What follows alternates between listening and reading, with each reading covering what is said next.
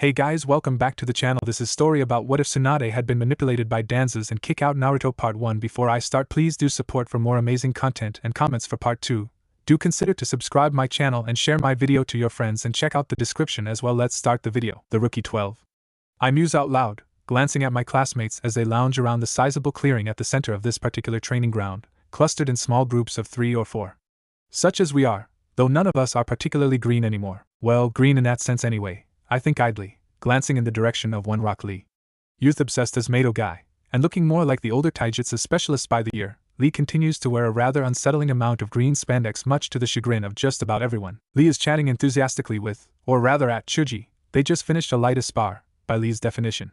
The latter is busy demolishing a giant platter of dango, and only replies to what looks like every fifth comment. Chuji has shot up in height, almost as much as Shino and I, although he's far more obviously muscled than either of us. Still, while he might be built like a small mountain, Chuji remains as kind-hearted and mild-mannered as ever, unless someone threatens his teammates. Or his food. Then the massive bow staff comes out. Beside Chuji is a harassed-looking Shikamaru, a little taller and maybe an ounce more motivated. Kurenai-sensei is almost as terrifying a taskmistress as Enko when riled, but not truly different than he was 3 years ago when we received our Chunin vests. The two friends haven't had as much opportunity to spend time together since we started rising through the ranks. Hell, since we made Genin, really.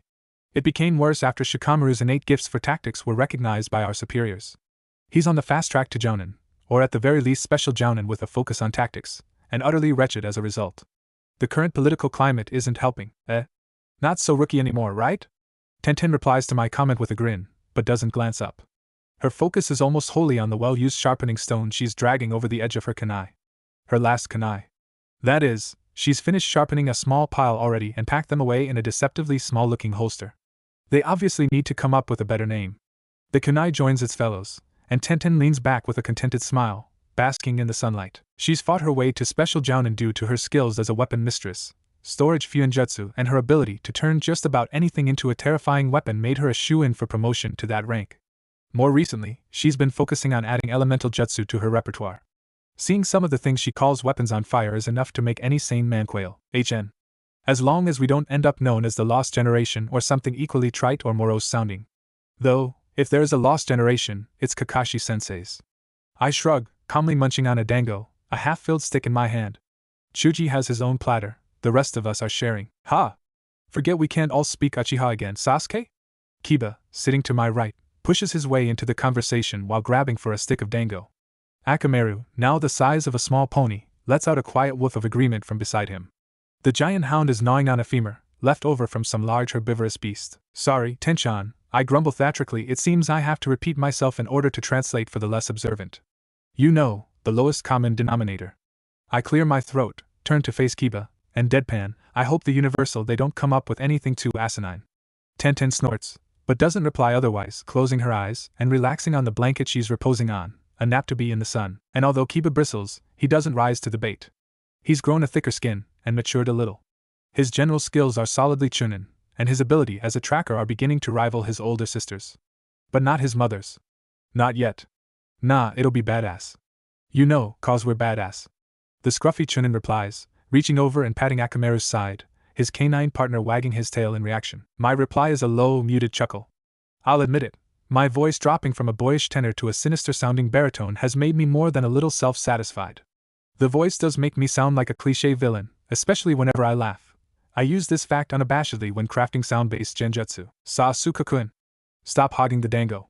Rolling my eyes, I push the half-filled platter in the direction of Sakura's approaching from. Have at it, menace. Take some for Ino-chan and Hinata-chan, too. She started doing that recently.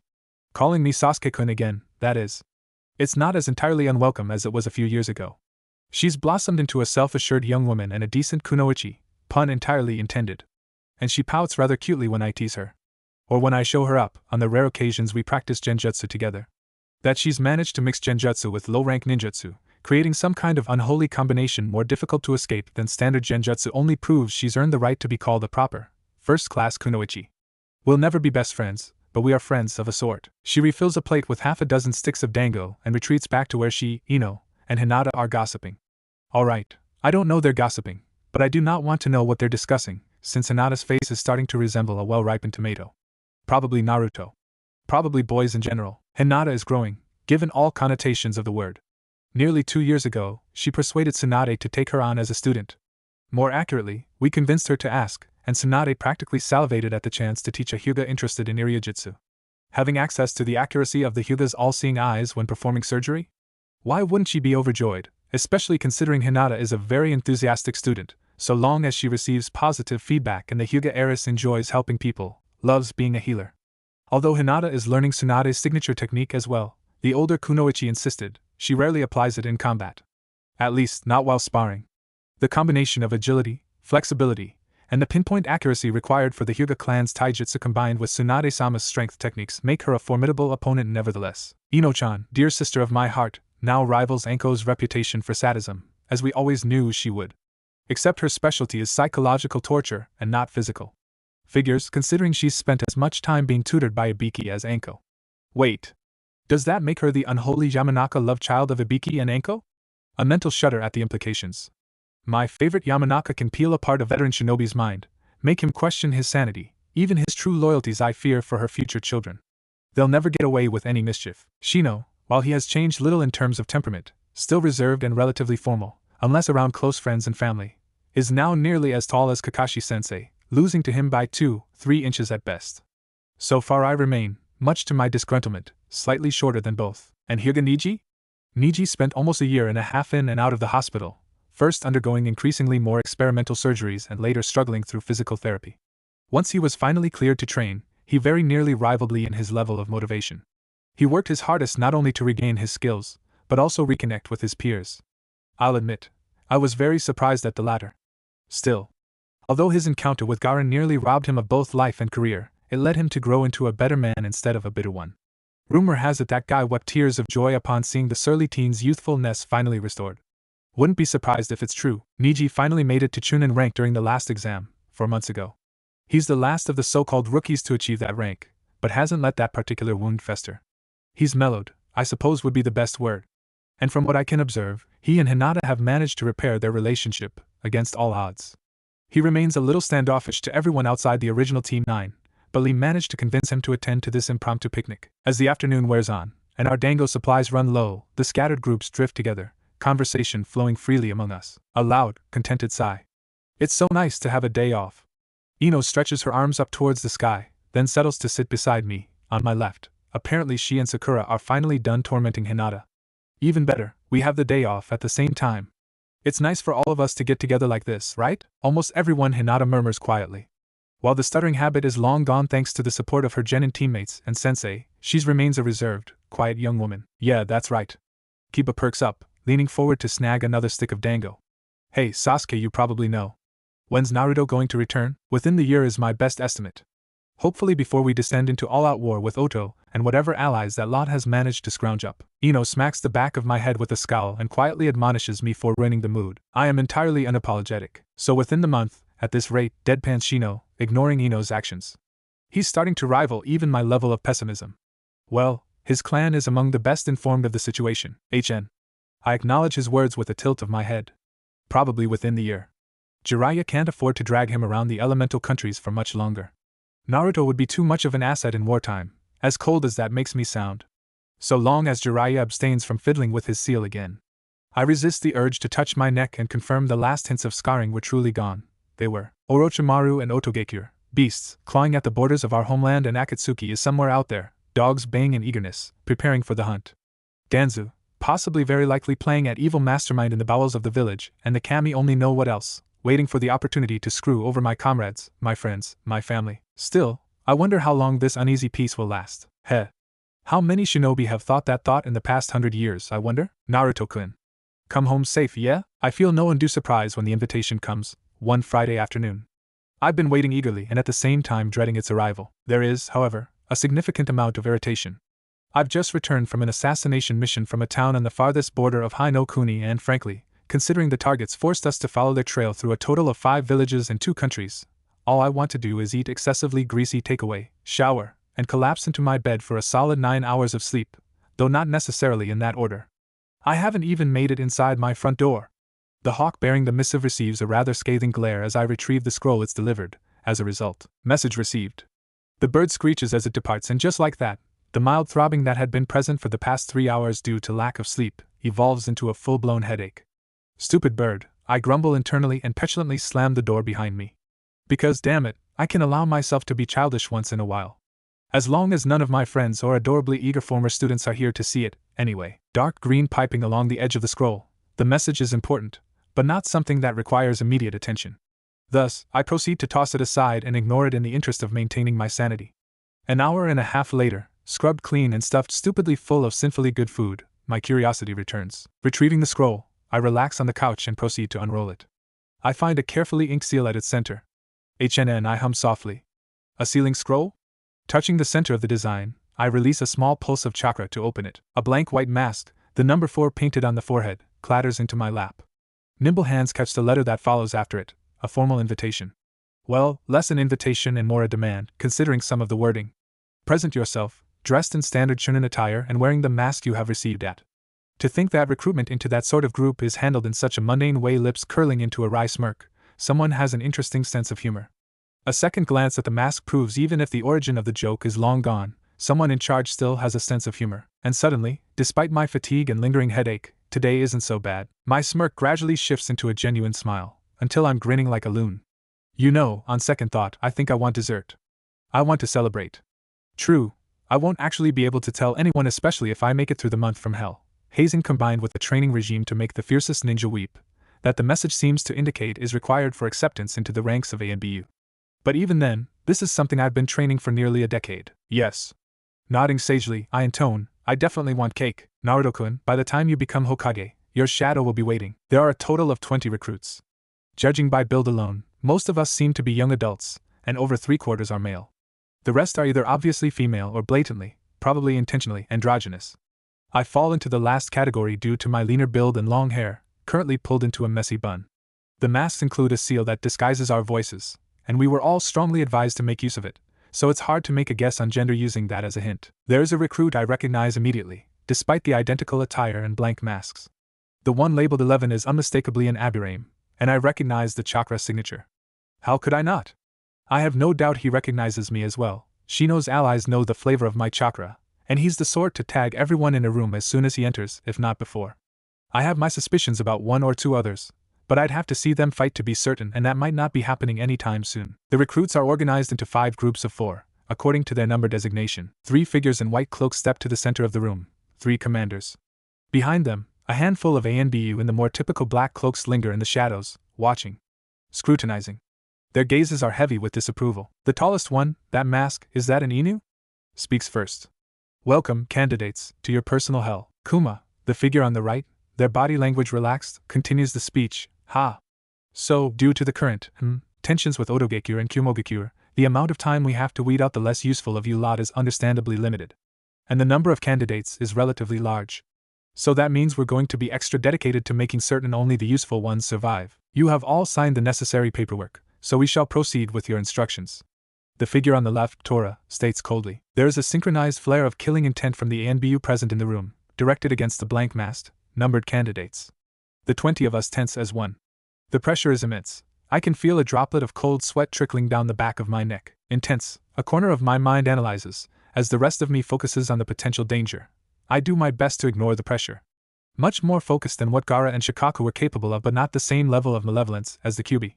I frown at thought of the bijou, but manage to keep my body language relatively impassive, hand drifting towards my blade. A Tantu, instead of the Chikudo gifted to me by Itachi. Someone behind me buckles, falling to his or her knees. Another candidate, far to my left, outright faints. Not bad. It seems some of you, at least, have potential, murmurs Tora. Several of the candidates are ushered out of the room, quickly and quietly. Then, the commander on the right resumes talking. Now, on to the fun part. Contrary to popular belief, there aren't actually very many ANBU in the village at a given time. Or at all. They've simply mastered the art of being everywhere. Altogether, the ANBU contains approximately 60 to 100 ninja, encompassing all specialties. Is the one that escorted me home from the hospital that first time among them still? How many of these men and women watched me scream in the night as a child? The turnover for those on active duty is remarkably high. Ignore the rumored high risk of death.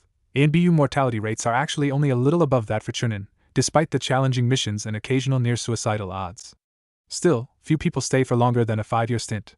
Because ANBU do stressful work, dirty work. Because joining ANBU means donning a mask and setting aside your morals for the village. At least, until you remove the mask. Despite all that, no one truly retires from ANBU, not without a crippling, career-ending injury. ANBU is a lifelong commitment, thus, the infamous tattoos. They're seals, not just marks binding ANBU to service. So, while there are 60 to 100 active ANBU, about half of the Jounin and a sixth of the special Jounin are so-called former ANBU. Interestingly, there are actually only 3 types of ANBU, 3 ANBU divisions, unless you count Danzo's minions. Division Rho handles security outside of the village. They are what we think of as ANBU in the most typical sense: infiltration, espionage, sabotage, assassination, responsible for a wide variety of disavowed missions on foreign soil. Division Sham, laugh it up, someone clearly didn't think this through, are Konoha's answer to Kiri's Hunter-nin. People with exceptional capabilities in tracking and combat specialists. They are rarely sent out in teams greater than 4 people. There were rumors the whole division was mobilized to hunt Itachi and I, but I have my doubts. Some of their duties overlap with Division Rho. For example, they are also often called for assassination missions. But predominantly, they are tasked with hunting down traitors. Division Bo is responsible for internal security, and actually include the barrier team. They also include the few Fuinjutsu specialists in Konoha. Since the destruction of the Konoha military police force, this division has swelled in size. Somebody had to compensate for the loss. Division Bo includes the ANBU most likely to interact with civilians, and regularly serve as guards for the Hokage. The most mentally stable and least likely to drop cover or disappear a civilian acting hostile. Within the divisions, there are a wide variety of fluid teams. Much like in the standard ninja forces, teams are usually tailored to a given mission. Despite the strictly enforced anonymity of ANBU to the outside world, within the ANBU everyone knows everyone, both by face and name. Trust, after all, is key for teamwork, and high-ranked shinobi cultivate a healthy paranoia. I wonder which division Itachi and I was a member of. Or sensei. Odds are he's back among their ranks now. Students in a formal apprenticeship actually have a large amount of unsupervised time to pursue their own interests, so long as they're not tied to a particular division. And if they're not in a division that gives work in-house so to speak, like TNI or the Medic Corps, well, they need to take missions to afford basic necessities. Certainly, Kakashi-sensei has more free time than when he was teaching a team of rookie genin. He watches his 2 adorable little students. Not so little anymore, he thinks with more than a little fondness. And they are his kohai now, strictly speaking. The pair ghost into the possibly abandoned structure, swift and silent. Possibly abandoned, because nothing in life is certain besides the finality of death. Things are even less certain when you are NBU, and working from bare scraps of information. While he would prefer to take point, this mission is the 4 rookies' responsibility, their trial by fire. Probably not literally. Hopefully. Nico is observing the other 2, they're using an alternate entrance. It is possible, even, that they are entering a different bunker altogether. I'm still surprised Godame-sama allowed me to recruit either of them for my division, considering I was their Jounin sensei. Kakashi suspects that the only reason he'd been permitted to stake a claim on both Sasuke and Shino, assuming they thrived in the brutal and rather dehumanizing training that is required, which they had, was that there was a severe dearth people with any significant skill as a medic and disposition as well as skill set needed to join the NBU. And only Division Rho was currently down a fully certified medic. Shino, on the other hand, well, their division could always use more information specialists, though he really was better suited for Sham. So was I when I was first recruited, to be honest. He forces himself to relax, one muscle group at a time, as he waits for 10 minutes to pass. Kakashi trusts his students, his soldiers, and knows full well this is within their capabilities. But waiting is always difficult, and his men are exploring a serpent's den. Taking into account the fact that Orochimaru has targeted Sasuke specifically not once, but twice, a third attempt might be successful. This could be a trap. Admittedly, any mission they take could be a trap. He focuses. He is Inu and not Kakashi right now. The 2 he is monitoring are 4 and 11, soon to be ANBU, not Sasuke and Shino, the cute little brats that were once his first and hopefully only Genin students. 10 minutes pass quickly, and Inu is a shadowy blur. He reaches the entrance the rookies had entered through faster than most people blink. Here it is, the first chapter of the long-promised sequel.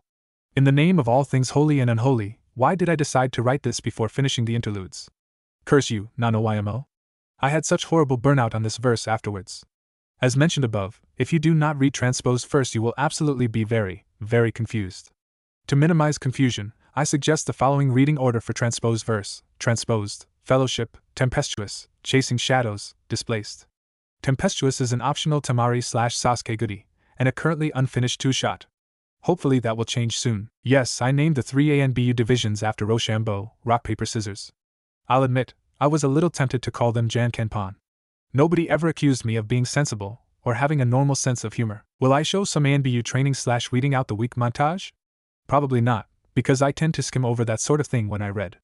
I suppose if someone really wants it, I might incorporate some flashbacks. Per reviewer request, a condensed summary of transposed verse. Weeks after the massacre of the Uchiha, the consciousness of a medical student in her late 20s wakes in the body of Uchiha Sasuke.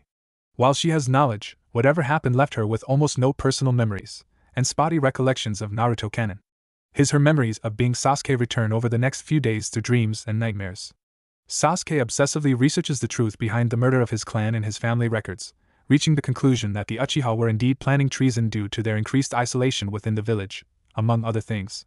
Thus, he deduces Itachi was, probably, following orders. He eventually decides that, whoever she was before, he is Sasuke now. Returning to the academy, he befriends Aburame Shino. Using their shared interests, the boys collaborate to develop a variety of insect-based genjutsu. He also, grudgingly and with much protesting, begins to tutor Naruto, eventually coming to see him as an annoying little brother. He generally avoids the girls in his class. Fangirls are disturbing, but is polite and genial to most everyone, if a little aloof. The rookie 12 Genin team and sensei matchups are listed below. Although by the end of their first year as Genin, the kids were well adapted to working with each other, and had some rudimentary ideas of their compatriots' skill sets. Team 7, Uchiha Sasuke, Yamanaka Ino, Aburame Shino, led by Hatake Kakashi. Team 8, Uzumaki Naruto, Hyuga Hinata, Akimichi Chuji, led by Sarutobi Asuma. Team 10, Inuzuka Kiba, Haruno Sakura, Nara Shikamaru, led by Yuhi Kurenai. Team 9 remained the same as canon. The off-maligned wave mission is completed by a team consisting of Hatake Kakashi, Aburame Shino, Uchiha Sasuke, and Uzumaki Naruto. Naruto is the one killed by Haku on the bridge. Sasuke awakens the Manjiku as result.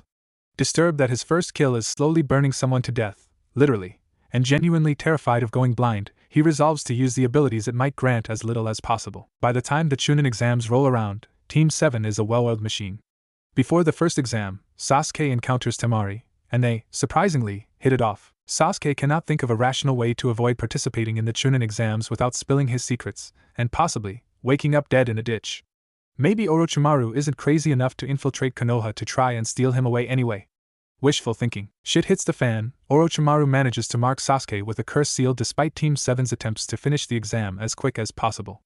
A lucky break leads to the seal never fully taking hold and instead being burned away. The preliminary exams are nothing like his memories of a maybe future, but at this point Sasuke isn't very surprised. Sasuke gives Hinata an emotional and physical beatdown during the preliminaries but apologizes afterwards. Niji is decimated by Gaara, resulting in possibly career-ending injuries. Sasuke is matched against Temari for the finals, and steamrolls her, even breaking her giant fan. After defeating her, tempted into using his knowledge of a potential future, he surreptitiously tries to warn her about Orochimaru. The invasion is as chaotic as expected. Naruto and Sasuke end up facing, and eventually defeating, Gaara, leaving all three on the edge of chakra exhaustion. Sasuke and Temari have a brief confrontation before backup finally arrives. Ultimately, they choose to let the Sand siblings flee. The Sandaime Hokage survives his fight with Orochimaru, but is hospitalized due to his injuries. Orochimaru escapes relatively unharmed. Chunin promotions are handed out. Sasuke, Shino, Naruto and Shikamaru are promoted to Chunin rank. Naruto and Jiraiya leave to find Tsunade, in order to convince her to heal the Sandaime. Kakashi et al. Confront Akatsuki off-screen, landing Kakashi in a Sharingan-induced coma. Sasuke, with Shino and Ino following him, encounters Itachi and Kisame before they leave the village, and decides to confront Itachi. Itachi absolutely flattens our protagonist, but using Tsukuyomi lands them in a shared illusion, as Sasuke uses the same technique. Cue emotional dialogue, where Sasuke, relieved and horrified and a strange amalgamation of other feelings, finally learns that yes, his suspicions and suppositions were correct. Itachi was acting under orders.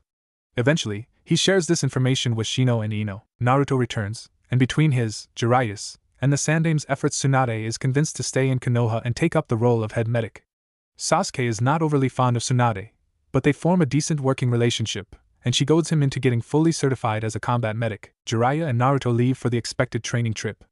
Tsunade is, eventually, convinced to take the job of Godame. Danzo approaches Sasuke, offering him an apprenticeship, but is politely rebuffed. Team 7 is formally dissolved, as all three will be pursuing specialized training in different fields. At this point in the story, Sasuke has chosen to specialize in assassination, under the mentorship of Hatake Kakashi. His focus includes medical jutsu and lightning ninjutsu. He is a fully certified battlefield medic, much to his disgruntlement, and uses his knowledge of medicine to adapt medical jutsu for use as weapons in the field, e.g. using blood clots to kill a mark without arousing suspicion. He is a contracted summoner with the salamanders, His partner is Kurwa, a rather bubbly young summons who is still growing, literally and figuratively, into her role as heiress. His relationship with Itachi is strained, but recovering. The two have corresponded discreetly, even exchanging birthday gifts. He is fine with Temari, but is not taking steps to pursue a relationship, despite Ino's teasing, although there is attraction on both sides. The soft hum of Kikaichi wings, the feeling of their tiny forms scuttling throughout his body. Contrary to what some of his comrades might think, both are a comfort. He is theirs, they are his. He hosts 3 colonies now, with several distinct subpopulations of Kikaichi present in each due to meticulous breeding programs. There is even a small subpopulation that is exceptionally venomous, more so than their nest mates.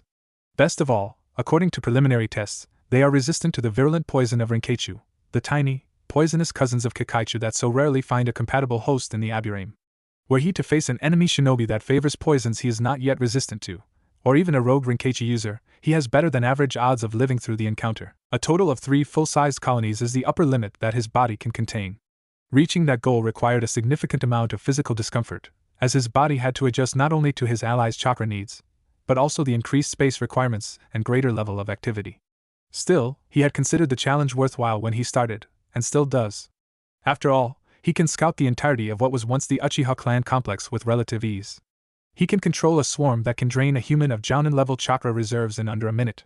Granted, landing that many Kikaichi on said hypothetical ninja quickly would be. Still, theirs is a formidable partnership. At his silent request, Kikaichi scurry from his sleeves and from underneath the hem of his jacket, a familiar hum filling the air as they lift away. They linger nearby until a veritable swarm surrounds him. With a thought from him, they enter through the square hatch that leads into the bunker-like structure beneath their feet. Suspected ties to Orochimaru. A summoner. Ensure there are no substantial non-human chakra signatures. Test for low-level chakra drainage that indicates active seals. He ensures the latter 2 concepts are transmitted to his allies, and then glances to the side at his partner for his censor, well, for his Sasuke, but he is technically not supposed to be aware of that fact. All that enter ENBU training are stripped bare, metaphorically speaking. First, their names and faces are taken away. Whether clan heir or first-generation ninja, everyone starts at the same level. Why? Taken at face value, the anonymity is an attempt to remove prejudices and preconceptions. What it really means is a prohibition on easily identified techniques until the later stages of testing, eliminating those that choose to overspecialize from the recruitment pool. ANBU are supposed to be anonymous to the outside world. Survival quickly becomes the recruit's priority, and pride falls by the wayside. Skilled with strategy? Planned defenses against merciless teachers and wildlife alike. Attacks from either can come at any time. The only ones they can trust are their teammates, their fellow recruits. A skilled tracker? Hunt for food, keep your eyes open for signs of our enemy's passage. Medic? Patch up the wounded in the aftermath. Sleep and food quickly become luxuries. Some would argue that by the end of training, even their humanity has been stripped away, and all that remains is a weapon, honed to perfection. In truth, this is a facade that ANBU work to maintain. Cold, aloof, inhuman, Konoha's best art to be nightmares made flesh for those that would oppose them. Vengeful shadows that are without hesitation, without mercy, without fear. At the end of training, they will be given a new identity and join a new, if eccentric, family, and they are all weapons to be wielded by their Hokage, together, referring to his masked partner as 4, and himself as 11, even in his head, helps separate the then from the now, for wordlessly signals that he senses no humans within his range. None but the senior ANBU currently observing them. Likewise, his scouts report neither foreign chakra signatures, nor chakra-based traps of any kind. So far so good. 11 relays the intel to his partner. It is likely that 19 and 6, the other 2 trainees participating in this mission, have begun their infiltration.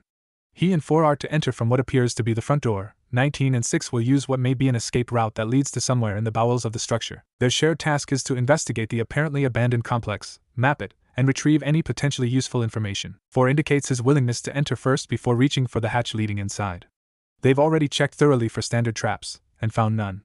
He descends the ladder after 4, letting the door shut behind them, a torturous groan of metal against metal. When they finally reach the end of the ladder, light steps barely audible on the rusted metal, they stand in a long, empty hallway. Few Injutsu-powered fluorescent lights flicker above their heads. Likelihood of shinobi involvement in the construction increased, illuminating their surroundings.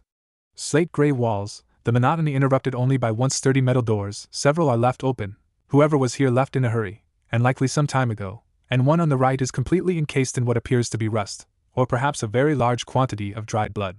The floor is cement, almost entirely intact, and lacking any significant stains. Rust is more likely than blood. The air is motionless, stale. Breathing in brings the taste of dust to his tongue. A faint scent of blood and rot lingers, though the source is unknown for now. The place appears abandoned, is entirely abandoned by everything barring some local insects. According to the allies he has scouting the area, 4 heads towards the first available door, reaching for the doorknob without hesitation.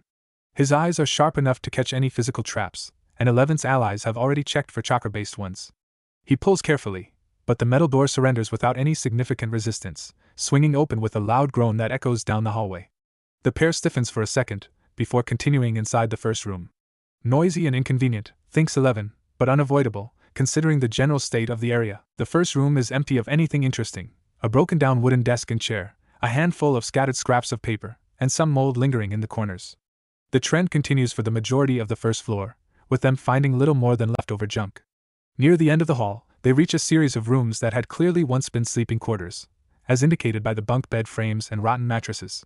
There are also a handful of rusted kunai stuck in the walls and ceiling, though no indications of dried blood. The next door on the right hides an abandoned dining area connected to a roomy kitchen, both gutted after the departure of whoever inhabited this place. A few doors down they find what had likely once been an armory, considering the empty weapon stands and occasional saman scattered on the ground. When they finally reach the end of the hallway, they are faced with a stairwell leading downward, into the heart of the complex. A singed Kikaichi lands on Shino's shoulder. Shino nods slightly, and signs to 4. His allies have found no signs of life on the next 2 floors below them. The scent of blood strengthens as they descend.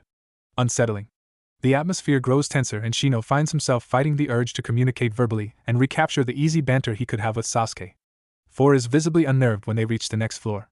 The space is immense. A single room appears to encompass the entirety of this floor.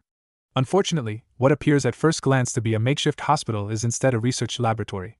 It is in disrepair, but clearly had seen use more recently than the first floor of the complex. I suspect we now know what happened to the less useful of the former inhabitants. The air is filled with the sickly sweet stench of rotting flesh.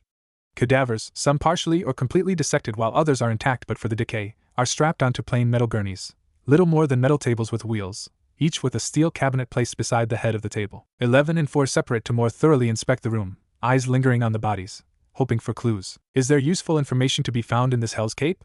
And if so, is it truly worth salvaging? Perhaps 10 minutes into their exploration of the room, Shino can see force stiffen out of the corner of his eye. He glances to the side, body language indicating his concern. 4. No, Sasuke stands still, fingers twitching slightly, belaying his agitation. He seems to be tempted to go for a blade. I'm not certain if we should consider this a mission or a test. Both, perhaps, like the assassinations that Enko-senpai shadowed me on. The thought nags at me, even as I scan our surroundings, both with my Sharingan eyes and my sixth sense, the eyes of the Raiju. The bunker is cold, a little dank, and smells vaguely of blood, though there is no indication of a raid, just a hasty departure on the previous occupant's part. Likely, they thought their operation, whatever it was, compromised. But then, why the lack of traps? It's a little like walking through a ghost town. A ghost town possibly inhabited by Orochimaru-spawned abominations, depending on what sort of stronghold this is or was. If, indeed, this was Orochimaru's hideaway as intel suggests, there is little to see on the first floor, but 11 and I investigate each room thoroughly nevertheless. The scent of blood lingers, and from the stairs, from below, comes a waft of colder air, carrying the stench of death, the sickly sweet-sour smell of putrefaction. Despite the smell, I avoid breathing through my mouth. The taste of death is something I'd prefer not to experience today. Or ever. The smell makes me edgy, and I can see the same reaction in my partner's body language. Predictably, the second floor we investigate is not nearly as benign as empty rooms. 11 and I split up, in order to speed up our investigation, hoping to find a desk or cabinet with records of some sort. Whatever the reason, whoever orchestrated this, the room is a nightmarish landscape of human suffering. One that, knowing the rate of decomposition of human flesh in such an environment, has not been abandoned nearly as long as the floor above. I shudder to think what lies further down this particular rabbit hole. The room is filled with corpses in various stages of decomposition, strapped down on metal gurneys. Some were clearly dissected after their death, some are little more than strips of rotting flesh and yellowing bone. Others are nearly untouched. Men and women, a wide range of ages. Some look barely human. I scowl behind my mask at a woman with deformed, bat-like wings, though they are clearly broken. Medical experiments, perhaps? Experiments on people with bloodlines? Some kind of genetic mutation trial in an attempt to create bloodlines? Any of the three certainly sound up Orochimaru's alley. And then, there are the children. The one closest to me was likely a boy child, considering what remains of the clothes. The child's short hair had been dark and spiky, vaguely reminiscent of Naruto's, barring the color. Empty eye sockets. The child's face is permanently frozen in a rictus of agony, as if he had been screaming, and the horror and pain of whatever he experienced was so intense that the expression stayed even after death. And there are layers of scarring at the corners of his eye sockets, as if his eyes had been removed and replaced more than once. I repressed the shudder of horror working its way down my spine, hands clenching into fists. This isn't the only corpse that's missing eyes, with signs that they had been removed intentionally and not just rotted away. For someone that holds a Dijitsu, such a fate, what were they trying to do? Transplantation, or just a perversion of medical experimentation? There is a jar on the cabinet behind the corpse. A single, empty eye, either brown or black, stares accusingly at the world.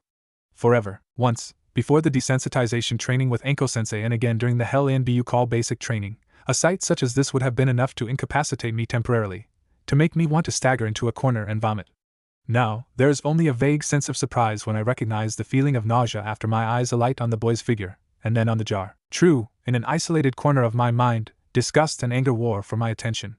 But I compress the feelings, shaping them into a cold rage, a weapon for my future use. Motivation. Remember your objective. Be more meticulous in your search for answers, and we will find the bastards that did this, cut them to pieces, and burn them to less than ash, until even the memory of them is lost to the void. If I didn't know any better, I would think this test was specifically designed to unnerve me. I breathe, ignoring the cloying smell that clings to everything in the room. Slow, even breaths. Because even though I am a weapon, behind the weapon and the mask lives a person with morals, even if they would be considered barely scraps or morals in the eyes of civilians. These people did not have an easy death. I turn my attention from the scene. As of yet, there are no signs of paperwork of any kind, no journals detailing these grisly experiments, or their purpose. Disappointing, but not entirely unexpected. This room looks staged to shock and horrify an unlucky audience. Catching Eleven's attention, I signal my intent to search for hidden doors, and that a thorough search by his allies may be warranted, receiving a nod in acknowledgement. I do not sense any genjutsu, but when genjutsu are mixed with other arts they become more difficult to detect. Orochimaru, though not a master like Jiraiya, dabbles heavily in Fuinjutsu. Could that be hiding our elusive stockpile of information? Or is there nothing to find after all? The base has been stripped down. This looks like either a very elaborate trap, or no, I think Orochimaru, if this was indeed his base, would leave something to mock Konoha. Something besides just bodies. The snake seems to be the sort to stir up trouble. For his own benefit, of course. Backtracking to the stairwell, I step close to the wall, hand hovering an inch above the surface as a guide for my chakra and focus. Eyes sharp, tomo of my Sharingan no doubt rotating lazily as I search for the tiniest change in the wall's appearance/texture/sensation. There is nothing for me to sense until I am about a quarter of the way around the room. Here. A slight irregularity, little more than a discreet tingling at the back of my mind. A trio of Kikaichi land on the suspicious area immediately after I arrive, their humming noticeably loud. One lifts off, heading back to the hive, I assume, to report. HN. I could take a risk and try to disrupt the illusion, but a safer approach is to allow the Kikaichi to drain the chakra from this wall. A glance to the side, and I can see 11 approach. The number of his allies on the wall grows exponentially. Interesting. That much chakra? A complicated genjutsu fuinjutsu hybrid, maybe? Using the quick gestures of ANBU sign language, drilled into our heads by merciless instructors and made even more effective by our familiarity with each other, I explained my theory. The illusion drains away, into the bellies of hungry insects, revealing a pristine metal door. With this sort of security measure HN, there is a vaguely familiar pattern on the metal, the smudged remnants of an explosive seal. Unfortunately, 11's Kikaichi seem unable to penetrate into the next room. Unsettled, I reach for the doorknob, turning it carefully. The room is empty. No, there is a small, metal stool at the center of the small room, a leather-bound notebook laying on top. And there is a second door, directly across from us. It opens, and I meet the surprised eyes of 19, visible behind their blank mask. Immediately, there is a soft, nearly imperceptible hiss. Eyes widening in surprise, I am the first to break the silence we'd maintained during the operation. Trap. Everyone out. But it's not a snake summons that spurs me to speak, it's an explosive note. The entire room is layered with explosive seals, cloaked under a genjutsu that failed as soon as both doors were opened, enough to blow the room sky high, and us with it. And possibly level the entire bunker, and the area surrounding it. A litany of curses flashes through my mind in that instant, before logic reasserts itself. A flare of lightning-natured chakra, the instantaneous switch from using the energy to enhance my reflexes and speed from a low to high setting nearly causing my hands to tremble, and I veritably flash to the stool, retrieving the book, the bait, probably nothing but possibly everything, before fleeing the room. 11, no, Shino, on my heels. An explosion rocks the area as soon as the hatch leading down to the bunker laboratory slams shut behind us, causing all 6 of us, 4 trainees, 2 watchers, to stumble. The earth crumbles behind us as we rapidly escape into the trees, but there are no further explosions. We're over a mile away before we stop running through the trees and regroup. I breathe out a soundless sigh of relief, All 6 of us are accounted for and unharmed. That was close. We all make it home safely, if a little shaken.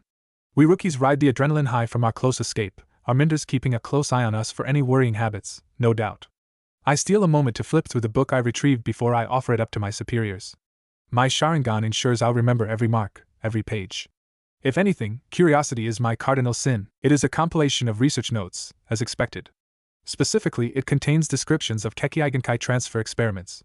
Hidden within the text are some suspicious statements made about the limits of transferring a Sharingan from a native host, and a lack thereof on other known ocular-based Kekkeigenkai. I choose not to comment after I hand the documents over to my superiors. Soon enough, I am home again. Safe. Secure. As secure as possible in a village full of ninja, anyway. The late hour assures that no one is likely to disturb me. I lock the bathroom, turn on the shower, and set the water temperature as close to scalding as I can handle.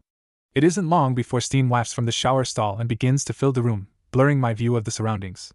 It is only now that I can afford for my expression to reflect my emotional state. I regulate my breathing as I strip, otherwise I will end up panting like an enraged beast, given the hatred swirling in my belly. It's not the fact we walked into what amounts to a mass grave that bothers me. I wouldn't be in this career if death bothered me. It's the very obvious amount of pain they went through. And for what? For science?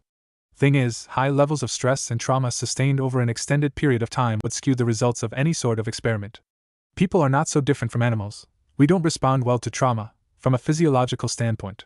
So really, they suffered because whoever carried out the experiments on them was a sadist. Damn. Can't reality cut me a fucking break once in a while? Or does my very existence necessitate a constant parade of nightmare fuel? No. Stop being so self-centered, Sasuke. Admit it, you're angry at what Orochimaru did to those people.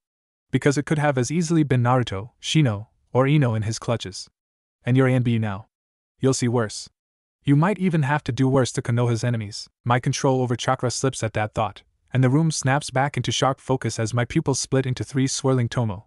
I suspect the tenuous grasp I have on my temper is the only thing that keeps me from releasing the Manjikyu and burning the entire building to ashes in frustration. If I start setting things on fire now, I'm not sure I would stop, not until someone jammed a kunai into my skull to stop me. The loss of control scares me. Temper, Sasuke. Temper. I punch the wall instead, taking care to reinforce my hand with chakra to avoid broken bones. The stinging pain just scraped skin, I note idly as I heal the damage, and the large hole I leave in the wall makes me feel a little better. TSK. You're not a child anymore. You chose this path. Control yourself. Having vented a fraction of the fear and rage I'd nurtured at the senselessness cruelty Orochimaru and his ilk are capable of, I climb into the shower, biting back a yelp over the heat, and begin to scrub myself clean of the smell of rotting corpses. Afterwards, finally clean, if a little tender from both the intense heat and scrubbing, and having forced down some instant noodles filched from Naruto's emergency ramen stock, I finally consider what I'd found in that small, leather-bound book. Those notes. I think, and then I laugh, a sharp, sinister sound, painful to the ears. I laugh because I cannot allow myself to cry. Not anymore. There's really only one conclusion. The likelihood Orochimaru learned the drawbacks of a non-Uchiha using a transplanted Sharingan from Kakashi or his team, because such a weakness would have been kept secret during wartime, and afterwards as well, is infinitesimal. Considering that after the war, Namake's Minato had become Hokage, and Orochimaru had begun isolating himself from the village, somehow, somewhere in the not-so-distant past, Orochimaru had access to the Sharingan. Or if I'm wrong, please let me be wrong, to some rather private information regarding my sensei. Orochimaru, who appears to be a completely amoral mad scientist stereotype. Orochimaru, who according to my hazy memories of a possible, if now thoroughly negated, future, may have been allied with Danzo in the past. Danzo, who has an army of emotionless drones, very specific ideas as to what Konoha should become in the future, and likely the will to see it through. If this is what I suspect it is, I need to do some very careful digging. Maybe Sensei can help, and then, I will need to speak with Itachi. Surprisingly, all 4 of the potential rookies that survived the hellish training, as well as that exceptionally unpleasant information-gathering mission, were inducted into the ANBU. 4 and 11 into Division Rho, 6 into Division Sham. Unsurprising, 6 was a stealth and tracking specialist, and demonstrated the temperament of a typical Inuzuka. 19 into Division Bo. We are gathered in that same austere meeting room where 20 possible recruits once stood. At the center of the room, stand the 3 white-cloaked ANBU commanders. The room is full of masked ANBU, likely everyone not away on mission or guard duty at the moment. 4, 6, 11, 19 trainees. Remove your masks, and forget your former designations, the one in the middle commands. There is a speech, about duty, about brotherhood, there is a speech, and I only catch the gist of it. I have no doubt this is true for all 4 of us ANBU rookies. I am presented with a new mask, and a new name. The mask is vaguely canine. It could just as easily be a jackal as a fox, though the latter is implied by the blood-red lines emphasizing the eyes. Uchiha Sasuke, you are Mugen. I accept the mask with a wry twist of the lips. Shino, standing beside me, snorts softly at that proclamation. Mugen. Infinity or dream? Really? Someone has an interesting sense of humor. Abirame Shino, you are Ko. Shino's mask is definitely feline, with a playful smile etched on, blue markings on the cheeks. Inazuka Keiko, you are Ukami. The brown-haired girl, pretty, but with vaguely feral features, whoops in joy after accepting the canine mask with purple stripes on its porcelain-white cheeks. And now I know they're mocking us. Hijri, you are Tengu. The green-haired boy bows politely, and eyes the bird-featured mask he is handed with an expression of immense satisfaction. The commander nods, and as one the ANBU in the room pull their masks to the side. He does so as well, revealing familiar spiky silver hair and mask-covered face. Interestingly enough, Kakashi-sensei doesn't cover his eye when in ANBU uniform, just keeps it shut, the pale scar from the injury that led to the replacement of his original eye all the more noticeable. Welcome to the family, Mugen, Ko Ukami Tengu. His body language mirrors the words, both welcoming and relaxed. What follows is a flurry of introductions, though many of the shinobi are individuals I know by name and reputation if not by face. The atmosphere is relatively light, despite the seriousness of the event. We are introduced to everyone present, and then the ANBU split off into separate divisions, ostensibly so we can get better acquainted with our new teammates and receive our ANBU tattoos. The tattoo, interestingly enough, is a series of layered fuinjutsu that only the ANBU commanders and the people tapped to be their replacements are taught to apply. The thought of ANBU Inu, of Kakashi-sensei, secretly being a tattoo artist, makes me laugh internally. Soon enough, it is approaching noon, and we are given leave for the rest of the day, told to take the afternoon off, go celebrate our accomplishment.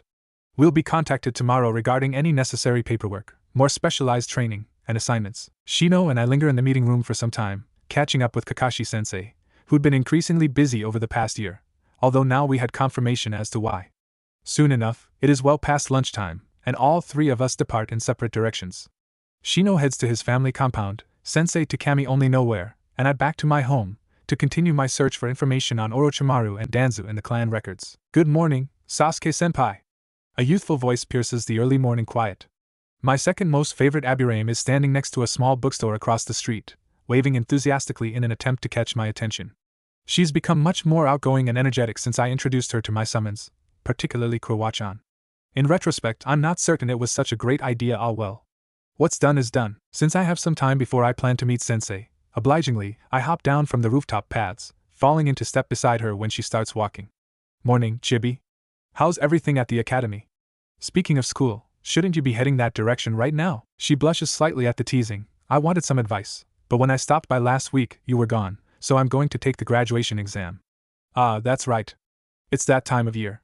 It's review week right now, so attendance isn't really mandatory. And you're way cooler than Iruka-sensei. Chuckling softly, don't write him off completely just because he's so fond of lectures. Iruka-sensei is a very kind person and dedicated to his job. He has to put up with snotty brats for so many years. So, what sort of advice are you after? It's been a few years since I graduated, but I doubt much changed in the curriculum. Revamping it is just not a priority right now. Although if the conflict with Oto spills into open war, the academy will refocus towards practical work. Is the rumor I heard true? That there's a secret exam? I tilt my head slightly to the side as I smile. I wonder? It's an informal rule, but we're not supposed to discuss the true genin exam. Hataru-chan is bright enough to understand. Yeah. I didn't really believe it. Another test after the standard academy exam? She frowns, Kikaicho humming her worry. Do you have any advice for it? Nothing beyond the advice I gave you when we started actually practicing genjutsu. Do you remember? I remember. Hataru practically beams with pride, parroting my words back at me. One of the most powerful tools a ninja has is his or her mind. If you can't overpower your opponent, outthink them. Being tricky is its own strength. I nod, flashing my student a small, genuine smile. That's right.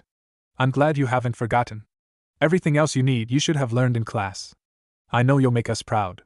Reaching over, I ruffle her hair, chuckling when she slaps my hand away with an annoyed huff. I have the morning free. How about we grab breakfast, and you tell me about your current projects? Sure.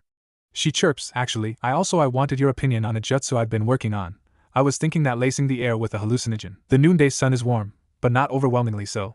The rays spray over the stone of the memorial, abyssal black, but the light reveals a glimmer, tiny sparks, like stars in the void. His eye lingers on the usual names. Uchiha Obito. Obito-kun, are you proud of who Sasuke has become? He's your cousin, after all. I think you'd be a little annoyed. He's more similar to me than you in terms of personality.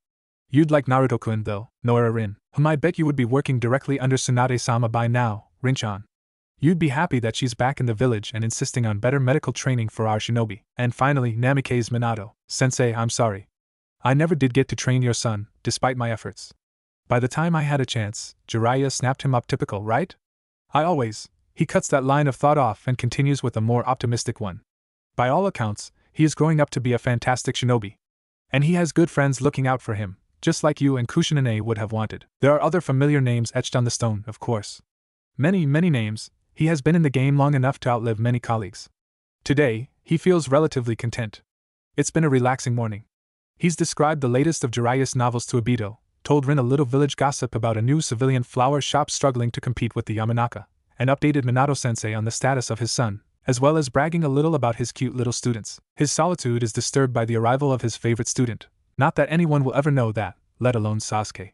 He glances at the younger man, but Sasuke doesn't speak, merely nodding a polite hello and settling into a meditative position, cross-legged, with hands on his knees. For a while, there is silence, disturbed only by their breathing, and the unobtrusive sounds of the local fauna, going about their daily lives in the surrounding woods. Kakashi spends the time trying to determine the exact moment when Team 7 changed from being students, green soldiers to torment and teach, to friends and finally family. Because that is what his cute little no longer genin are, his younger siblings, his children. Even if it has been several years since they were officially his. Well, all but Sasuke. As always, he wonders at his luck and then, remembering another Team 7 that had been a family, wonders when the other shoe will drop. Because Hitaki Kakashi is not allowed to have a family. Still, his cute little protege is obviously stalling. Sasuke-kun, I am almost 90% certain you didn't decide to seek me out on one of your very rare days off to share a quiet moment. On second thought, at least 75% certain. He is only somewhat surprised Sasuke senses his growing curiosity, and speaks, Kakashi-sensei, I need something of a favor. There's something I'm curious about. Oh ho? Well, alright. Despite his relaxed manner, Kakashi can tell his student is anxious. How much can you tell me about Elder Danzo? But the question is more about Danzo's organization than the man himself. And what inspired this dangerous line of questioning, I wonder? That depends. Mostly on what you intend to do with said information. Why are you asking, Sasuke? Did he approach you again? No, it's not that. It's more personal than last time. Personal? The only things you consider personal are family and friends. An unsettling line of thought. Regardless, the easiest way to receive an answer is to ask. So Kakashi asks? What brought this on? I read a very interesting book. You know the one. You read it? Of course you read it. Had to know if the information was worth risking your life. Curious to a fault, so long as you don't break any rules overtly. Well, I suppose that's true for most shinobi. Still, we're treading a dangerous line, discussing something like that out in the open. But if either of us sense a spy listening in, one is highly unlikely. Maybe? What was it about? Considering what we saw on that mission, I can guess. Do you really believe that Danzo is associated with those experiments somehow? True, the man is ruthless, and there have been suspicions of association with Orochimaru in the past. But Orochimaru is the one obsessed with Kekaigenkai, lost children. It reminded me a little of my family. I want to see if I can find a sequel. Damn it, Sasuke. Kakashi remembers now, belatedly, the other reason he never wanted a genin team. Turning towards his student, taking care to convey seriousness instead of his usual relaxed nature through body language, he asks a pointed question. You are going to pursue this regardless of what I say, aren't you? I enjoy reading. Sasuke flashes an unrepentant smile, and it is entirely fake. His eyes remain somber. The taller man sighs, but eventually nods his acceptance. All right. I trust you. Be careful. I'll tell you as much as I know. It's been quite a long time since, well, you know I prefer other kinds of literature. He adds the latter with a perverse giggle, amused when Sasuke rolls his eyes. I spend 2 months combing through paperwork, cross-checking birth and death records starting from 7 years leading up to the Uchiha massacre. While civilians begin to forget their early childhood memories around age 7, ninja often recall episodic memories as far back as age 3 or 4 even as adults, and untrained children of ninja tend to fall somewhere in between, with the public records listing the dead from that night. Eventually, I come to the inevitable conclusion, if anyone kidnapped Uchiha children that night, or stole the eyes of the dead, I will need access to documents from either Danzo's organization or Orochimaru's research to prove it. Unfortunately, that notebook we risked life and limb for is long gone, buried somewhere in ANBU records or perhaps being analyzed by the research department. For that matter, I probably shouldn't know too many details about its contents anyway. Both opponents are likely out of my league. But since Orochimaru is definitely out of my reach, Danzo it will have to be.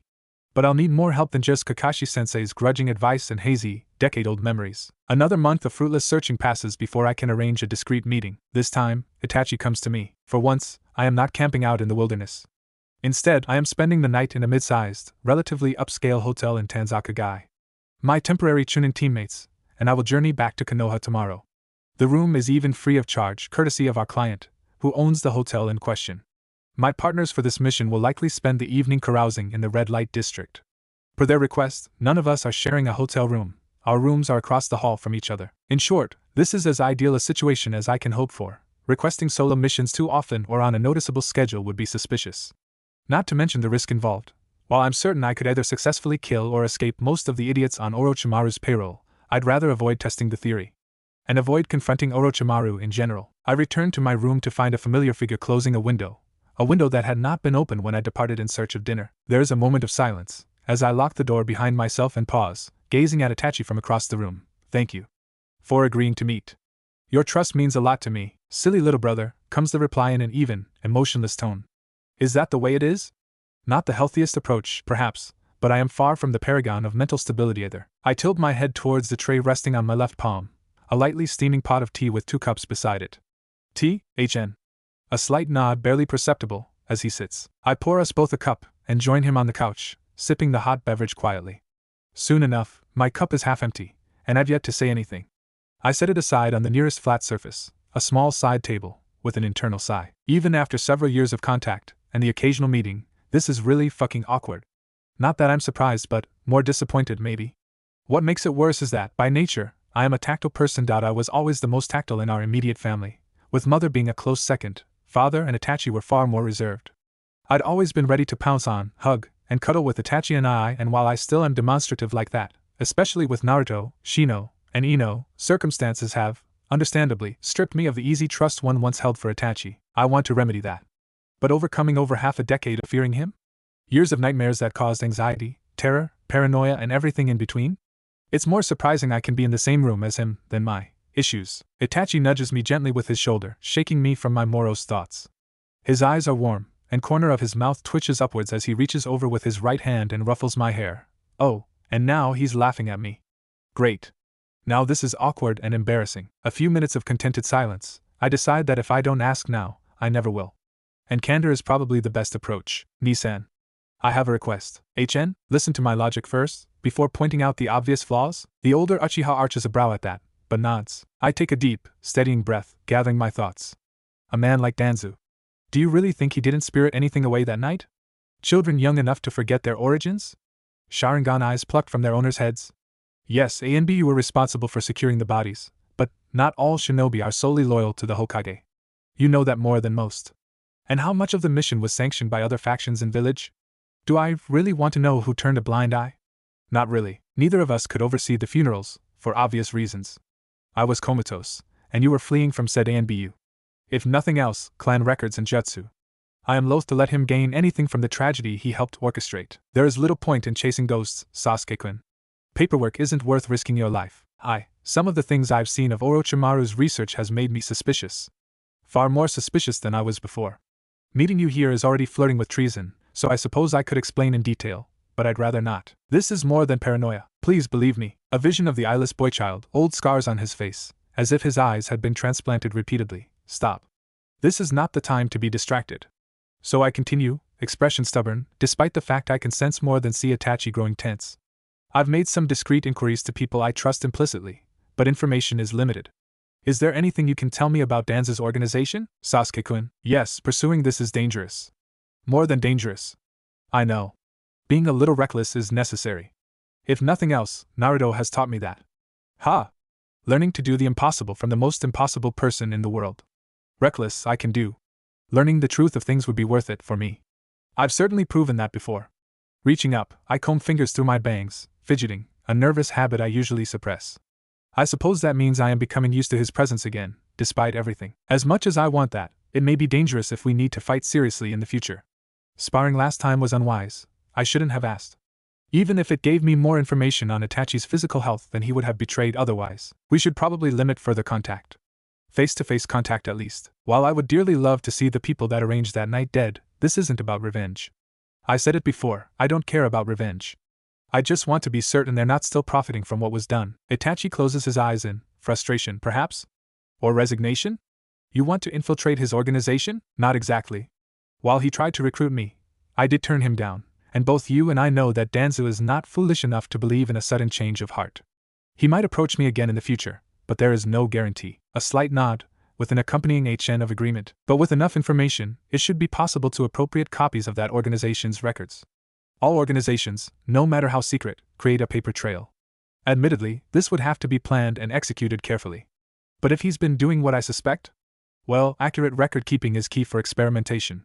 For any kind of research, really. Shino and Ino would probably know, they definitely would help if I asked. I won't ask. I don't want them to risk their careers on a suspicion, however. Naruto, he'd follow me to the ends of the earth if I asked. That's Naruto. But he's far away, and he's better off not getting involved, anyway. Kakashi-sensei, as much as I trust him, he won't say anything about my investigation, but he would put the village first. Involving him any further is too risky. The rest of my friends? No, we're not close enough. If I can find anything genuinely incriminating, Tsunade-sama would back me, especially if I asked Naruto to help convince her.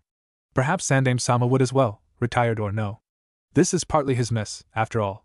Still, I'm not actually certain either would support me, not without me trying to back them into a corner with blackmail. Which would be a phenomenally stupid idea. Even if either agrees, I'll still be in the right, politically speaking, in the eyes of the other clans. Internal politics might pressure them enough to offer up at least lip service publicly. Shrugging, I admit, I've already started looking through records. It will take time, but despite the current political situation, I have time at the moment. You've reviewed Uchiha clan records before. With a different focus in mind comes the quick retort. It's the closest I've come to admitting I may have been a bit too single-minded in the beginning. I sure as hell won't admit my current search has yielded nothing definite.